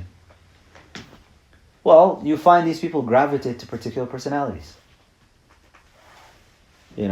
They gravitate towards, like I told you, Ahl Sunnah wal Jama'ah, according to the traditional understanding, is the Ash'aris and the Maturidis. But now we include the Atharis. Why do we include the Atharis? Because the Salafis consider themselves Atharis. So I'm not going to take the Salafis out of the Sunni tradition and say, you're not Sunni. Regardless of what it is, the differences that we have with them. It's just we want to unite people again. So we say, look, this is just to unite everybody. These are differences of temperament. The reason Salafis exist is out of the mercy of Allah, because there are people with personalities, their temperament does not jive well with this kind of discourse. The second they talk about the possible and the impossible and the necessary and the rational proofs and logic and things, there are individuals that this just doesn't jive. They just can't process that information. In fact, it causes more confusion to them. And that's why Ali ibn Abi Talib radhiallahu anhu, Sayyidina Ali, he said, حَدِّثُ النَّاسَ عَلَى قَدْرِ عُقُولِهِمْ أَتُحِبُّونَ, or I think this is a hadith that he relates. Gotta check that. حَدِّثُ النَّاسَ عَلَى قَدْرِ عُقُولِهِمْ أَتُحِبُّونَ أَن يُكَذَّبَ اللَّهُ وَرَسُولُهُ. Speak to people in accordance with their intellects. Would you want Allah and His Messenger to be denied and rejected? What does this mean? That doesn't mean that you simplify all the time. It just means that you have to know your audience. If you're in a gathering of scientists and philosophers, you have to up the ante. You have to speak in a much higher level discourse that would be befitting for them. And if you're not, if you're with a group of Bedouins, then you have to speak in accordance with their understanding of the world and their experience. That's what the verse in Surah Ibrahim, where Allah subhanahu wa ta'ala says, وَمَا أَرْسَلْنَا مِن رَسُولٍ إِلَّا بِلِسَانِ قَوْمِهِ لِيُبَيِّنَ لَهُمْ, that we have not sent a messenger except through the tongue, the language of their people. That involves the idioms, the turns of phrase, the metaphors, the way that they speak about things, the subject matter. You have to speak in accordance with them. So that's the mercy. The mercy is that we have different streams. We have people that, I talked to some people. I talked to a brother the other day, and he's right now in Jordan, for example, and he's studying Aqeedah, which is like, they're all Shadhilis there. So I said, are you a Shadhili now? And he said, no, my personality doesn't jive. I'm not, he thinks he's more of a Chishti, or like, he feels more affinity to another tariqah, right? You have people that follow like the Ba'alawis, and their affinities with the Ba'alawis. Okay, that's because they have their own way of doing things. The Ba'alawis have a temperament. The Shadhilis have a temperament. The Qadiris have a temperament. The Tijanis have a temperament. Like different turuq, all of them, they have temperaments. So this is mercy from Allah subhanahu wa ta'ala, that everybody with their temperaments, you can find somebody that will guide you. Even the madhahib. The Shafi'is, they have a temperament. The Malikis have a temperament. The Hanbalis have a temperament. And the Hanafis have a temperament. So aside from their usul and the differences, and you can try to come up with an argument, like Qadhi Iyad came up with an argument to show why the Maliki school is the top school and they're the best school and they're the right school. Ultimately, they're all from the Prophet ﷺ and they all came from the Sahaba and they're all right. So okay, do you want a high-level discourse of which ruling is more correct, or just let people be? And that's what Imam Malik, when Abu Ja'far al-Mansur, the Khalifa at the time, asked him to write a text, and he said, and I will make all the Muslims follow it. And he said, don't do that. The Sahaba spread, and different aspects of the religion and the way that it's practiced have disseminated already, and people have been doing it for years now. And it's difficult to force them to go out of that. So it's actually not accidental to find the Shafi'is in particular areas of the world, the Malikis in certain areas, the Hanbalis in certain areas, the Hanafis in certain areas. It's not an accident. We can talk about the historical developments and the Ottomans and this and that, but there's a reason for these things. And it's the same reason why the Quran came in different recitations and variants. Aside from the specific intellectual, different depths of meaning and all that, one basic reason is that the Arabs had different accents, and it was difficult for them to recite the Quran in one way. So they got those who could say صِرَاطَ الَّذِينَ أَنْعَمْتَ عَلَيْهِمْ would say صِرَاطَ, and then others would say زِرَاطَ الَّذِينَ أَنْعَمْتَ, so they would say it like that in the recitation. Those who say al-mu'minun or al-mu'minun, it depends. Do you use Hamza in your speech or do you not? Which is more natural to you? The Hijazis, Quraysh, the Prophet ﷺ, they did not use Hamz. Their recitation was closer to the recitation of Nafi' from Medina, which is Warsh, Qalun or Warsh that you hear about. So different. It's rahmah, it's mercy. Make it easy. Religion is ease that way. So that's one set of differences. The other set of differences is ego. It's just ego. People having egotistical trips, and they don't, and they want to drive the people into their way. The second is a punishment and a sign of an arrogant humanity that chooses caprice over guidance. Our Prophet ﷺ said, no people abandon a guidance they were upon without being given disputation in its place. And Imam Malik said, argumentation hardens the heart and engenders resentment. It's another reason why you can't debate and argue with people. You'll just start to hate them. Plenty of times I get opportunities, people, we all have our lapses of judgment and we enter into debates, and I know the difference between the two. When I don't enter into a debate, I preserve my heart and the connection I have towards that other believer in my heart. So then I can still pray for them and I can do that. But when I engage, something enters into the heart. And it becomes even more difficult for you to pray for people genuinely. You have to do extra work to clean your heart from the rancor, from the hatred. So we just stay away from all of that. And oftentimes, it's out of ignorance. Really, the argument is out of ignorance. If both sides were to just cool off and just go and read a little bit more and study a little bit more, they'll realize that, actually this person has a point, because these scholars have said this. And the other person would also say the same, this person has a point because these other scholars have said the same thing. And they're all, وَكُلٌّ مِّن رَسُولِ اللَّهِ مُلْتَمِسٌ غَرْفًا مِّنَ الْبَحْرِ أَوْ رَشْفًا مِّنَ الدِّيَمِ. Everybody's gathering from the Prophet ﷺ, even if it's little or much. You're getting it from the beloved sallallahu alayhi wa sallam. At the end of the day, we're all on the same team. What do you say about a team where the defense, like let's say soccer or football, where the defense is preventing the offense from scoring in the other goal, and the offense is attacking their own defense to go into their goal? It's what kind of a team is that? And are they going to win? There are 4 essential areas of difference among Muslims: political, legal, methodological, and creedal. So 4 areas of difference. Political, and you see that today. With all the different revolutions and the things that are happening now, Muslims will, and even within their own Western countries, maybe there's no revolution, but you have liberals and conservatives, and you have Republicans and Democrats and whatever. You'll have people arguing and debating. We have political differences. Legal differences, so this is just to do how to practice your Islam and the different fatwa that are out there and the different madahib. Methodological, just a general approach to the religion itself. And creedal, so like I mentioned earlier, you have the Athari approach, let's say, and versus the rationalist, Ash'ari and Maturidi approach. The political is insoluble and best discussed only among those who have influence in the political realm with the requisite comportment of debate and discussion as called for in the texts that deal with that subject. Most activism today is angry. And when they talk about speaking truth to power, it is about attacking power, and it is attacking whoever the ruler is. And sure, the rulers, tyrants and oppressors and all of that stuff. We're not negating any of that. But they're not our teachers. You know, like how we are and how we should conduct ourselves should be based on the guidance of what Allah said and what His Messenger said. The legal is largely, and also just recognize your role, but like know your lane. If you're not rolling with the rulers and rolling in the influential circles where you can actually do something, then leave it. It is not your business. من حسن إسلام المرء تركه ما لا يعنيه. It's from the beautiful Islam of a person to leave that which does not concern them. The more energy and effort you spend in areas where you have no influence, the less time and energy you have to spend in areas where you do have influence. The legal is largely acceptable and is condemned only when it transgresses the principles laid down in the agreed upon methodologies with accepted expert jurists.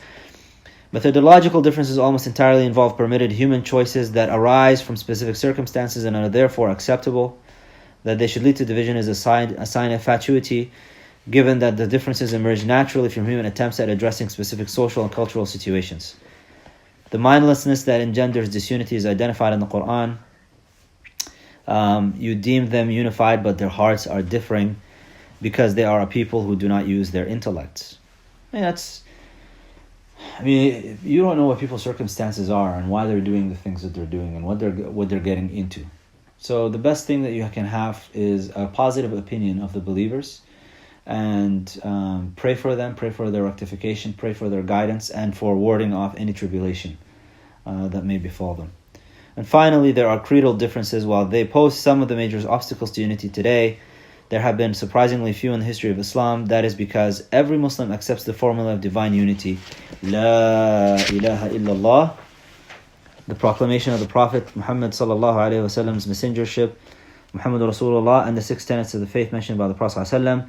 Essentially, that acceptance makes one a Muslim. Furthermore, our scholars have argued that just as the declaration of monotheism, Tawheed, is what makes a person a Muslim, it is hence only a rejection of that declaration that excludes one from the community of believers. This is why this creed of Imam aṭ-Ṭaḥāwī is so important, because he focuses on these basic things that we have to believe. You're going to come across Muslims in your travels, in your journeys, in your interactions that have all kinds of different beliefs. The thing that you have to establish and to know, like, is this person a Muslim or not, is, do you testify La ilaha illallah Muhammadur Rasulullah and the obligation of the prayer and the fasting and the tenets of faith, and that's it? These are ancillary, these are implications or derivations from the basic tenet.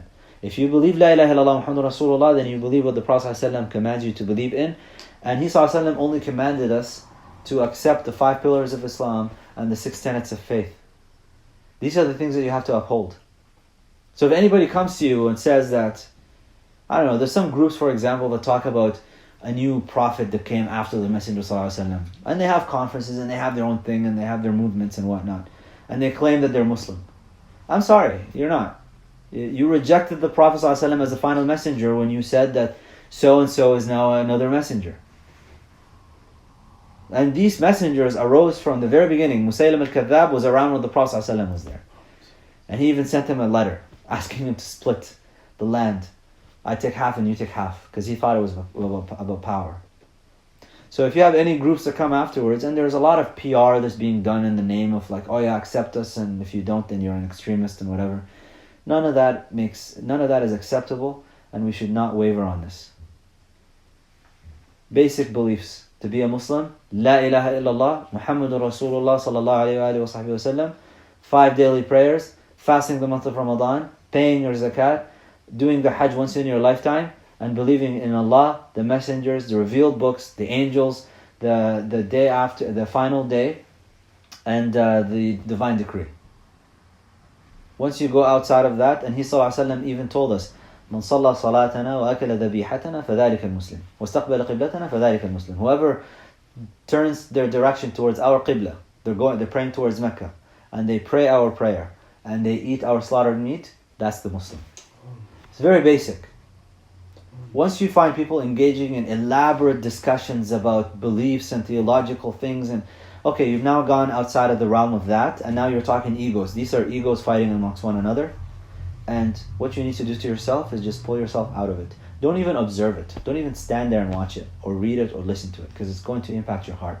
It's going to impact your heart with regards to the content that you see, and it's going to impact your heart with regards to how you think of these other fellow believers, the opinions that you'll have of them. The advice of Ibn aṭ-Ṭaḥāwī, who said, follow the advice of Ibn aṭ-Ṭaḥāwī, who said, God will not ask you about the details of His nature and attributes, rather, He will ask you about what you did while you tarried on the earth. Therefore, you should seek God where God seeks you. Imam Malik reported to have said, speculative discussions about religion are odious to me. In fact, the people of this city, Medina he's referring to here, also find it odious and constrain people from it. I am referring to discussing things such as predestination and the like. I do not like discussions unless they involve specific matters that people can act upon. And this is actually a quality of the Malikis. We always ask the question, what can I do with this information? If you're going to just tell me something and we engage in this discussion and debate, what's the benefit? Always ask yourself, any discussion, debate you get into, what can I do with this? And if you can't benefit from it, Allahumma inni a'udhu bika min ilmin la yanfa', a'udhu billahi min shaitan rajim, and walk away. He sallallahu alayhi wa alihi wa sahbihi wa sallam told us that إن الشيطان أيس أن يعبده الشيطان إن الشيطان أيس أن يعبده العرب أن يعبد في جزيرة العرب ولكن في التحريش بينكم. The shaitan has given up, he's despaired from being worshipped by Muslims. All the other people before us, he misguided. But this one, it's not happening. ولكن في التحريش بينكم. But sowing enmity between one another, that's where he's at. He likes to watch Muslims fight and debate and argue. It's not good for the heart. Let's see, what can we cover else? We'll actually go through this text because it's in full, because it's in the introduction. Sheikh Hamza starts off by saying that theology is a reaction, a creative response to tension in the mind of a believer who is confronted with propositions that challenge not his experiential faith, but his intellectual understanding of it. And then he goes on to say, language cannot express the reality of faith, but it can explain what one believes and why. Theology is not a mental activity by nature and often involves paradoxes. And he says, they're dialectically entertained in the mind of the theologian, and who then attempts to reconcile them using a sacred scripture and intellect, a combination made volatile and dangerous in the absence of a devout piety that would otherwise illuminate both the effort and the outcome. For this reason, true theology is to a certain degree the squaring of a circle within the enlightened mind. I wouldn't say it's a squaring of a circle. Let's go back to the possible, the impossible, and the necessary. You can't have a square circle. So if you're squaring a circle, I wouldn't choose that language. I would say it is to show the circle that surrounds the square. Because the way that the mind works, it works in linear ways. Our mind is linear, it's not circular. And we reject circularity. So we like to follow arguments one after another, syllogisms. If, and if, then. If such and such, plus such and such, then such and such. That's the conclusion. We like linear thinking. So a lot of our thinking is a square type of a thing. And we think inside the square. That's why the phrase thinking outside of the box is because our mind, we understand that it's angular and it's straight and like that. What a theologian does is it shows you the connections that go beyond it. How this whole thing is residing within a circle. And theology, when we talk about all of these things, you have to recognize the difference between what you believe in your heart and what you're articulating. There's a difference. Allama Iqbal, and this is something that Sheikh Hamza here mentions, that Allama Muhammad Iqbal mentions in the Reconstruction of Religious Thought. He says that a true spiritual experience is not one which lends itself to language. So when you're praying, or when you're doing your dhikr, when we do our mawlid, and we sit down and we do the recitations and we do the anashid and all of that stuff.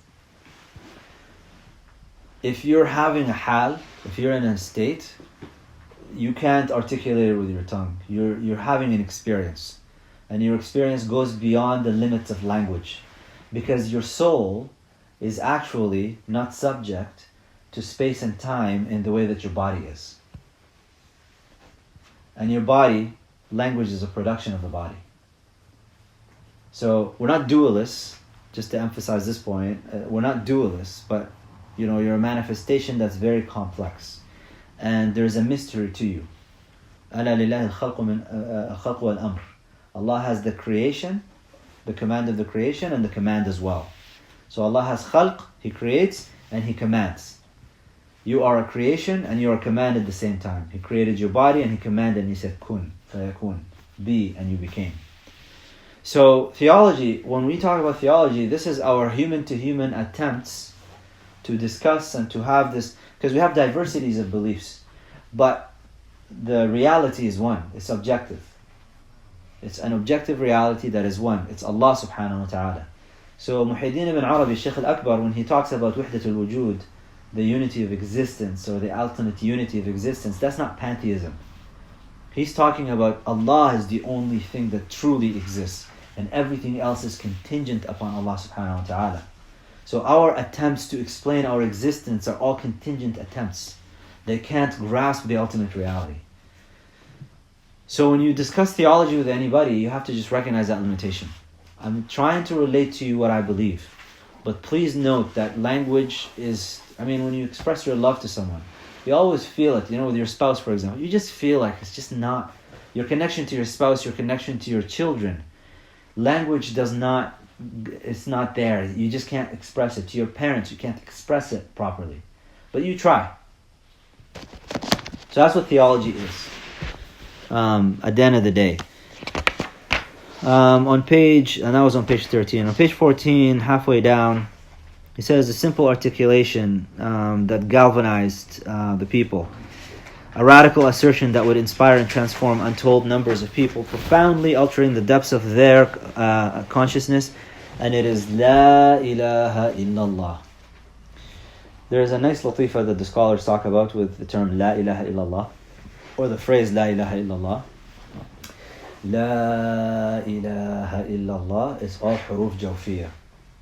It comes from within. You never touch your lips. It is not something that comes from the surface of your lips. It has to come from within, inside the heart. So La ilaha illallah, it's all coming from the back of the throat. So it has to be a realized experience from within you. And that's what drives someone. That's why it's such the Shadilis have it as a constant dhikr every day in Adhkar al-Sabah wal-Masa. La ilaha illallah is 100 times.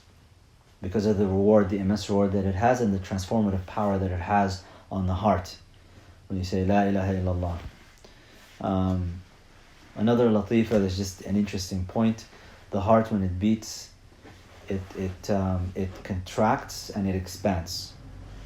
This labdab sound is a contraction and expansion. Labdab, expansion and contraction. Allah is an expansion and contraction. The lam is an expansion. The ha the lam is a contraction or a constriction. Allah, and the ha is an expansion. So the heart is actually Allah, Allah, Allah. And if you do it and sync it together, you find people entering into states. The words themselves, then he says, these four words, which mean there is no divinity worthy of worship save the divine, have spawned countless works of theology from some of humanity's most brilliant minds. The words themselves, however, have no dogmatic theology. They do not merely convey information, but describe a person's state of being, of witnessing that there is nothing worthy of worship except the one true God of humanity. The Arabic word for such a person, muwahhid, loosely translates as a Unitarian, except that in Arabic it is an active participle, an agent of unifying, one who makes one, a unifier. This making of one is an action that arises from a non-conceptualization. The inability to perceive God is perception. العجز عن إدراكه إدراكه, as expressed by the Caliph Abu Bakr as-Siddiq radiallahu anhu. La ilaha illallah comprises a simple negation, no God, and a powerful affirmation, only God. La ilaha illallah.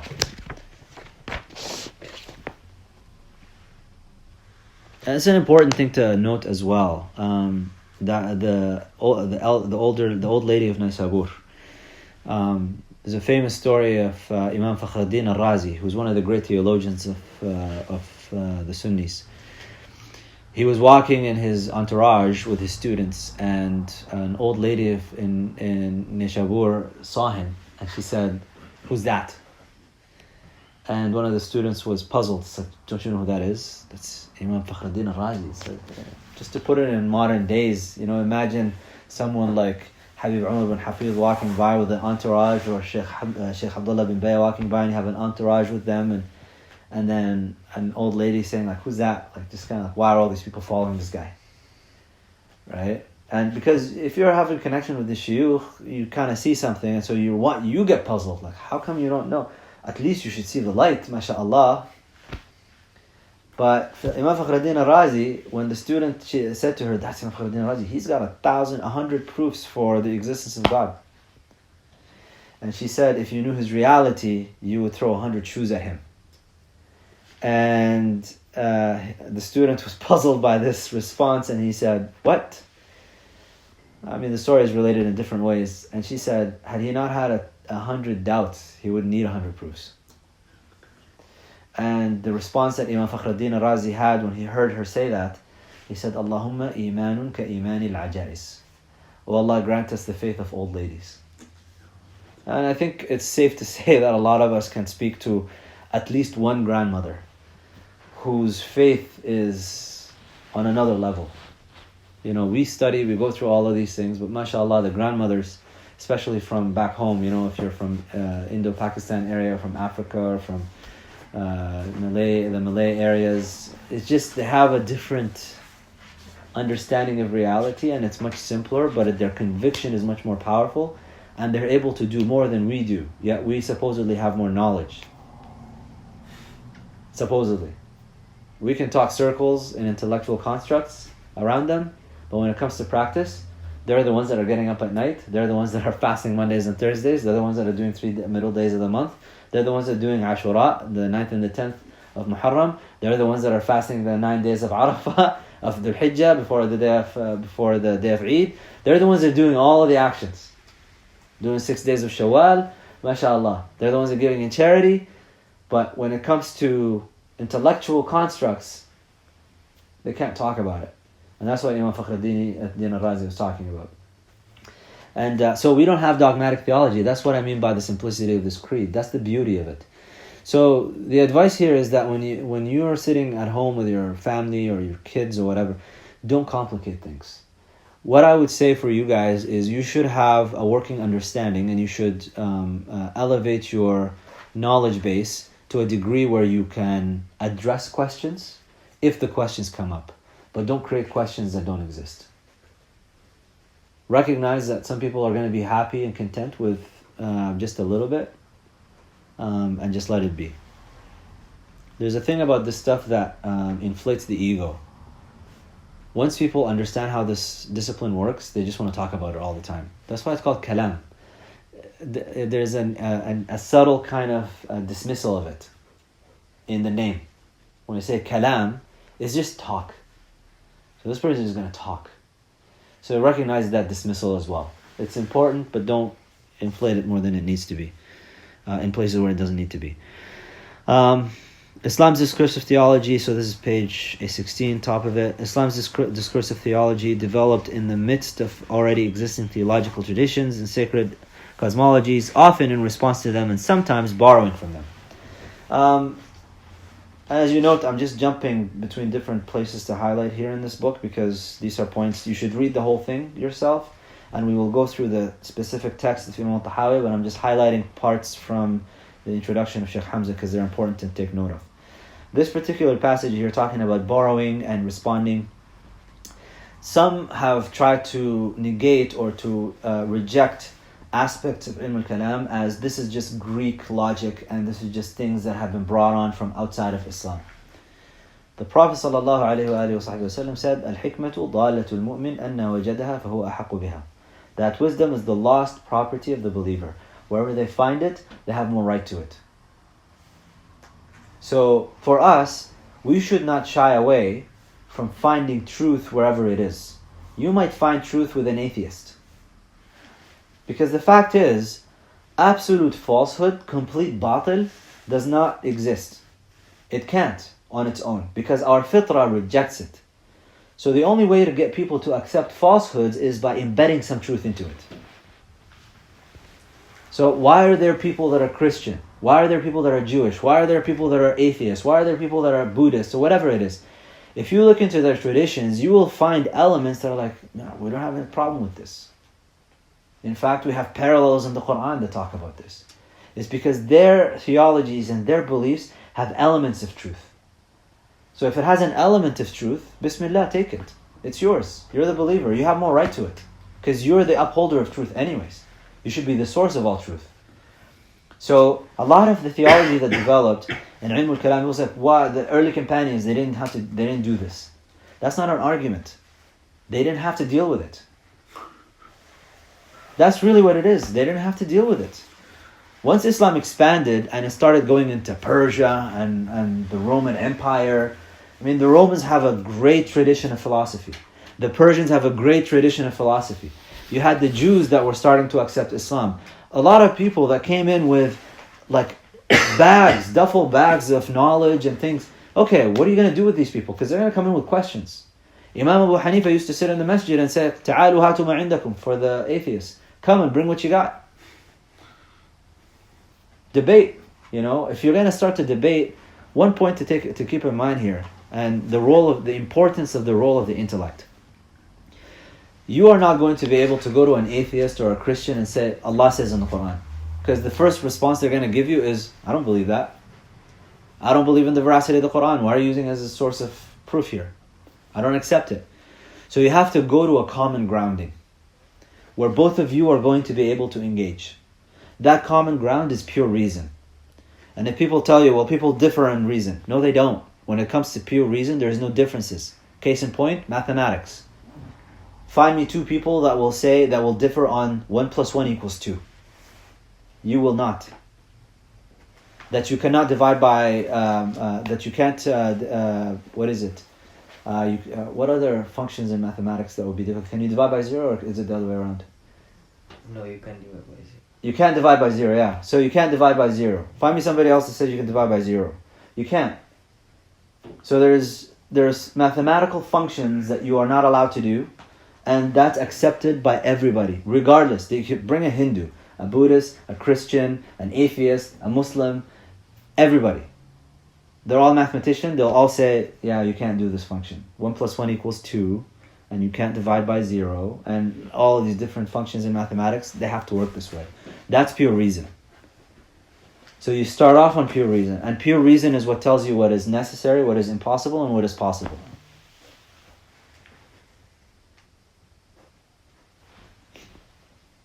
So, what did the Muslims do? They started developing the theology. What is the function of theology? Is to serve Islam.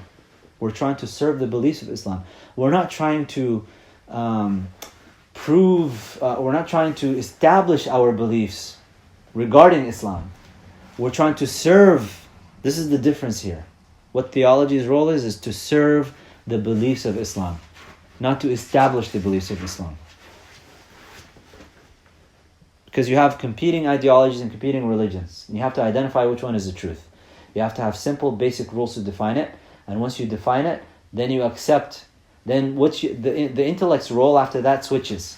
And it becomes a function of understanding, of contemplating, of reflecting, not of judging. And that's the difference. You'll see Sheikh Hamza talks about the Mu'tazila here. That's the difference between the Sunnis and the Mu'tazila. Ahl Sunnah wal Jama'ah said, we use the intellect, we use reason to understand, to reflect, to contemplate, but not to judge it. Because our conception is limited, and Allah subhanahu wa ta'ala is unlimited. So when Allah says Allah's justice has to transcend above our sense or our understanding of what justice is, because He's the ultimately just. We just have limited information. Towards the bottom of page 16, the Quran is not a book of theology, and the Prophet ﷺ was not a theologian. The Quran does not dogmatically explain what people should or should not think about God. Instead, it reveals itself as the Word of God. It is God speaking, and if one is listening to God, one has no need for someone who will tell him about God. God reveals Himself to the attentive listener, and if the Quran is recited to you, then listen to it attentively and be silent that you may be shown mercy. وَإِذَا قُرِئَ الْقُرْآنُ فَاسْتَمِعُوا لَهُ وَأَنصِتُوا لَعَلَّكُمْ تُرْحَمُونَ. We'll just finish off with this last section here, and then we'll continue inshallah next week with the rest of it. But what he's talking about here is that the element of experiential knowledge and the spiritual state that you would have, the Quran does not address atheists. It does not engage in proofs about God's existence or any of that. It assumes that the reader accepts that God exists. And kufr in the Quran, the word kafir, is one who covers over. They already recognize the truth. And there are a number of studies that are quite interesting looking into the beliefs that people have. Nobody is automatically an atheist. People, their initial responses to questions about God is the affirmative, and then they have to actually negate it. So the Quran assumes that God exists. And in fact, atheism is an irrational position. And don't be shy to acknowledge and to say that atheism is irrational. Atheism is the proposition that this existence brought itself into existence from nothing by itself, without anything, without a creator. That it has free will, it has knowledge, it has all these things, which we know it does not have any of that stuff. It's all contingent. So atheism is the proposition that 1 + 1 = 3. And as I said, don't get into debates and arguments about it. But if you find yourself ever in a position of having to affirm the truth, don't be shy to say that. It's irrational, period. And then direct people to the sources that they can read regarding that. Inshallah, next week we'll go through the rest of this and hopefully go through the autobiography of Imam aṭ-Ṭaḥāwī and see if we can actually begin the specific text that he started off with. If you guys have any questions regarding what we covered so far. So if someone asks us what creed do we follow, what do we say? Ahlus Sunnah wal Jama'ah. And what's the difference between Ash'ari and Ash'ari and Maturidi? It's just the Maturidi is more of the Ahnaf. The Ahnaf follow the Imam Maturidi, and the Ash'ari is more the Shafi'is and the Malikis. And the grand scheme of it, the grand scheme of it is the same. It's just subtle differences in how they articulate certain beliefs, but that's like a more advanced discussion.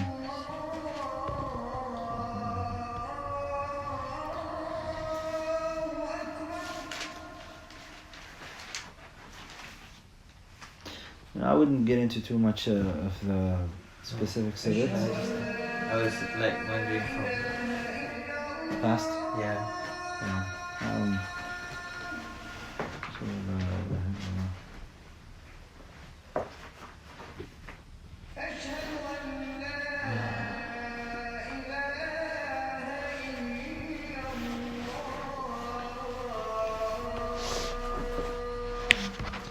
Can you just tell me where we stop next time?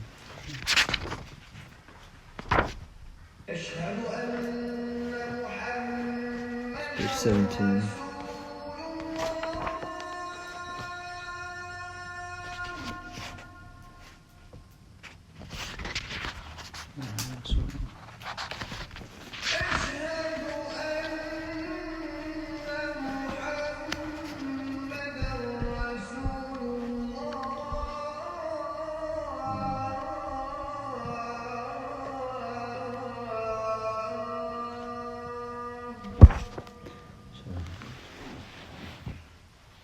Another copy of this?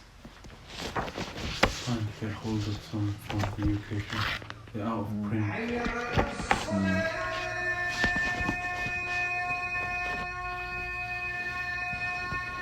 لا حول ولا قوة إلا بالله.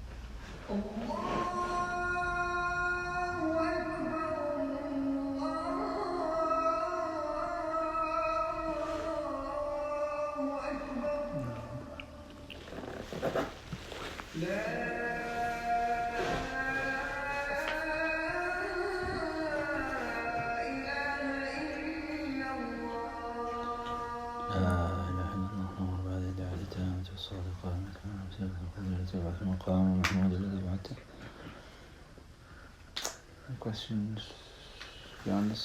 We're good. No, speaking of something that's impossible, right?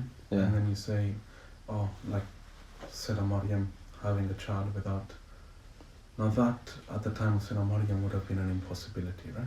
It's like now you think, oh, there's some artificial insemination that they can do, and that's how you can have. It's always possible without even artificial insemination. What we're saying is that when we say possible, we're not talking about empirically observable or like somebody's seen it or what is like has been done. We're talking about just, can you imagine something like this ever happening? Can you imagine in your mind's eye, if you close your eyes, just a woman by herself, all of a sudden becoming pregnant and there's no man involved, and then she just gives birth to a child? Can you picture that scenario in your mind without precedence, without having, without applying your understanding or your of the world and biology? Okay. So when I was a child, right?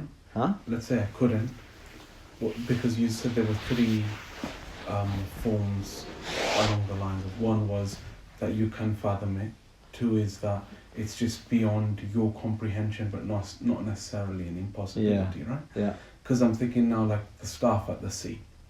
Yeah. Someone hit the sea. Yeah.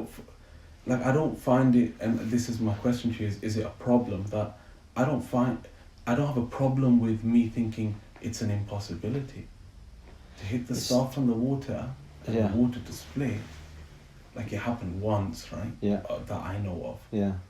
And like for me, I guess if I'm trying to put into context where I'm trying to explain this to someone that doesn't believe in religion, I know that it's just gonna be thrown out the window that, oh, you believe in fairy tales, right?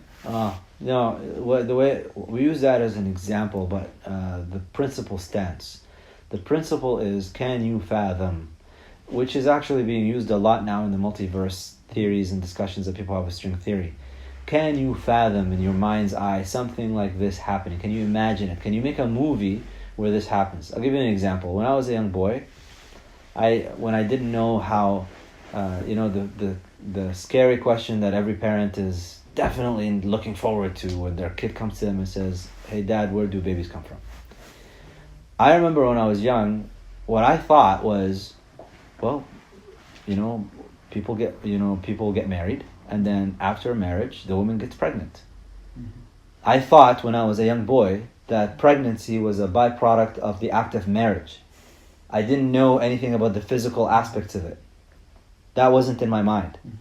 So as a young boy, that's what I thought. It was just like, it's marriage. So in my mind, I didn't think anything, like there was anything outside of marriage that would permit that. You had to be, a woman gets married, and then a few weeks later, she throws up, and then, oh, she's pregnant, mashallah, and it's like, it's marriage. And so that's what I thought it was. So that's my mind at that age. And so that's really what it is. I used to imagine times where it's like, can you imagine people creating a human-like form that looks with like flesh, that has a heart, that has everything, that looks like it's a complete human being, but it's artificial. I imagined that when I was a young boy. I used to imagine these things, just live in the world of imagination. So it's not so much I don't have a problem imagining or not imagining. I'm talking just the principle of the fact. Are these things fathomable? Can you imagine something like this scenario happening at all? Put aside your empirical observations and stuff. Can this come up at all? I don't have a problem with that. Can somebody come into existence like that? With like, just they pop into existence. Yes, it can. I can imagine. I can close my eyes and I can imagine all of a sudden somebody just pops up into existence right now. But I would always ask myself, okay, but that popping into existence came out of somewhere. It came out of my mind. Do you get what I'm saying? Yeah. That's the possibility. But can someone pop into existence from nothing, with nothing, through nothing? Okay, that's not a possible. That's an impossibility. So when you're explaining the possible and the necessary and the impossible to people, it's about what is fathomable. All the magicians, the magicians work with the possible. Like, what's that guy, Chris Angel? He's a magician in Las Vegas. He walks on water, he walks on air, he appears in places where he shouldn't be, and he disappears from places where he should be, and he does all these things.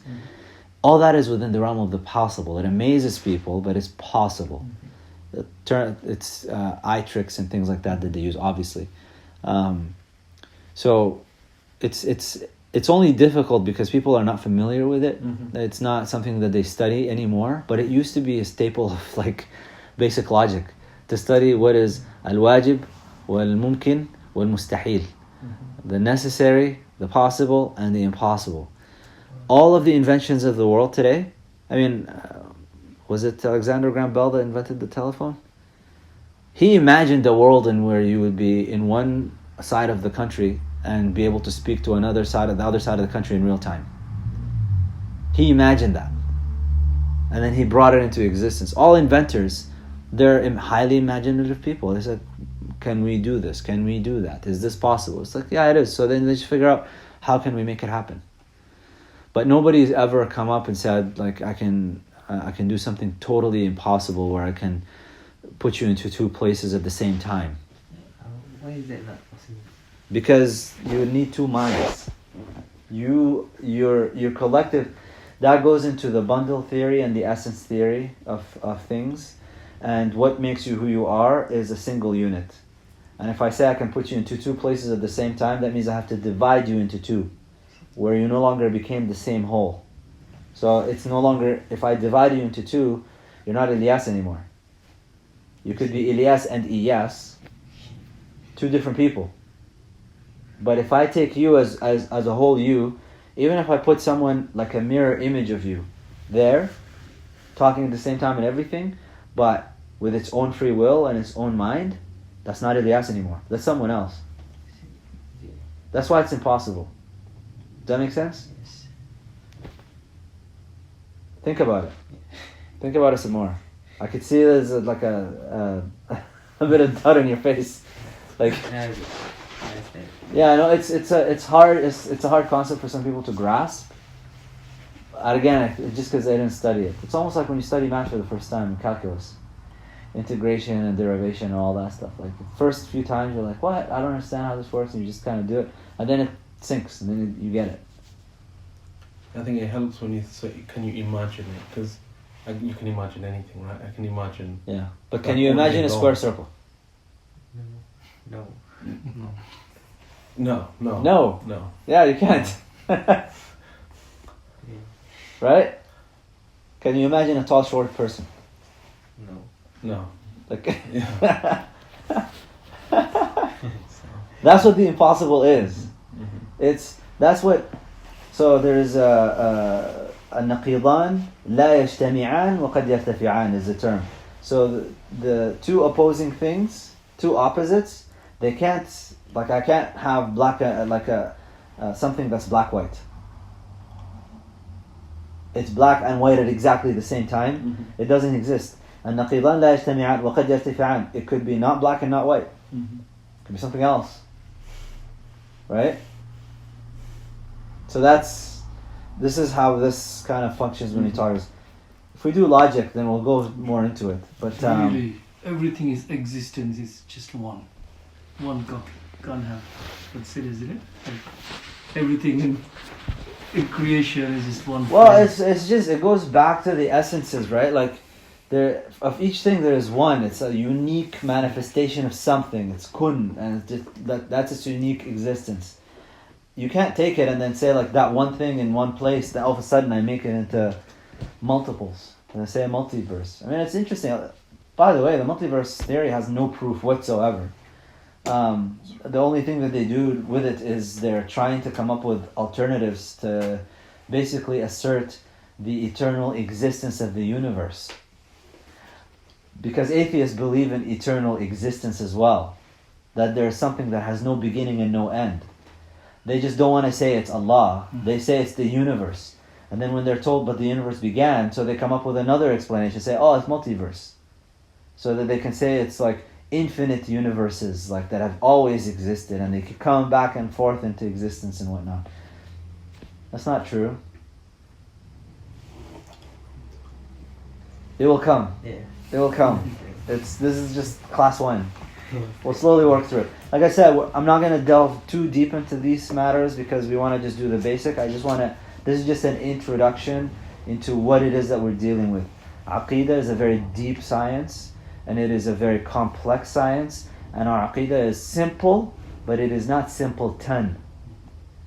It's simple in the sense that if you say to any woman, man, child, elderly, whoever, La ilaha illallah, there's only one God, Muhammadur Rasulullah sallallahu alaihi wasallam, that's not a difficult thing to accept. And it is not complicated. I'm not demanding of you to accept that God came into the world, entered into a womb, came out, and He's 3 in 1 and 1 in 3. And then He's the Son and He's the Father at the same time. And the Holy Ghost is something else, but He's also the same thing. 3 manifestations of the one. And then He got crucified and died. But then the universe continued to exist even though it's a contingent universe. And then He transcended. And then, like, they will come up with very elaborate, brilliant explanations. Don't get me wrong. Catholic theology and Christian theology is very elaborate. It has its own explanation of things. But when they're really pushed to the brink, and they said like, all right, like this, what's the reality of this? They'll just say it's a mystery. Ultimately, it's a mystery. When they say it's a mystery, that's not the same thing that we say is a mystery. Like when we talk about Allah subhanahu wa ta'ala says beyond our comprehension, and I say it's mysterious to us, that's not to say that we are abandoning the conversation because we're expecting you to accept illogical propositions. But they are. That's the difference. And why a son and not a daughter? And why just one son and not 2 sons? You know? Like, it's just, there's a lot of questions that come out of Christian theology that just, they're not answerable. Jews are actually closer to us theologically than Christians are. Because they believe in La ilaha illallah. And they're much easier to have a conversation with about this stuff and to see the validity, for them to see the validity in Islam than the Christians' side is. Because it's very easy jump for the Jewish person into Islam. For the Christian, you have to unwork a lot of, because the anthropomorphism onto God is also taking your own, not just your attributes, but also your emotions. So you'll hear Christians talk about God loved us so much, and He sacrificed, and so we sacrifice, and we understand sacrifice. There's a lot of emotive content involved in Christian theology that you have to unwork. It's not just a rational discussion with a Catholic or a Christian person. It's also an emotional discussion that you have to have so that they can unwork all of these things, especially if they've been indoctrinated into that from a young age. And to show them that even when you take the transcendence of Allah subhanahu wa ta'ala and you explain it as it should be explained, that it doesn't preclude you from having a personal kind of relationship where direct relationship with Allah subhanahu wa ta'ala, and to recognize His wood, which is even greater than just love. It's not a human thing.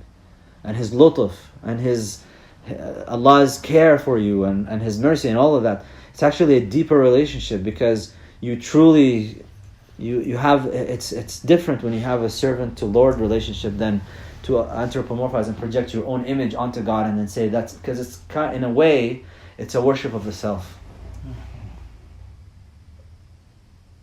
That's, in my estimation, Wallahu a'lam, I look at that kind of theology as you're worshipping yourself and you're transcending your own self as opposed to worshipping Allah. That's why shirk is a problem. I think we'll leave it at that for today, inshallah. Same time next week. Inshallah. Subhanaka Allahumma bihamdika. Ashhadu an la ilaha illa ant. Astaghfiruka wa atubu ilayk.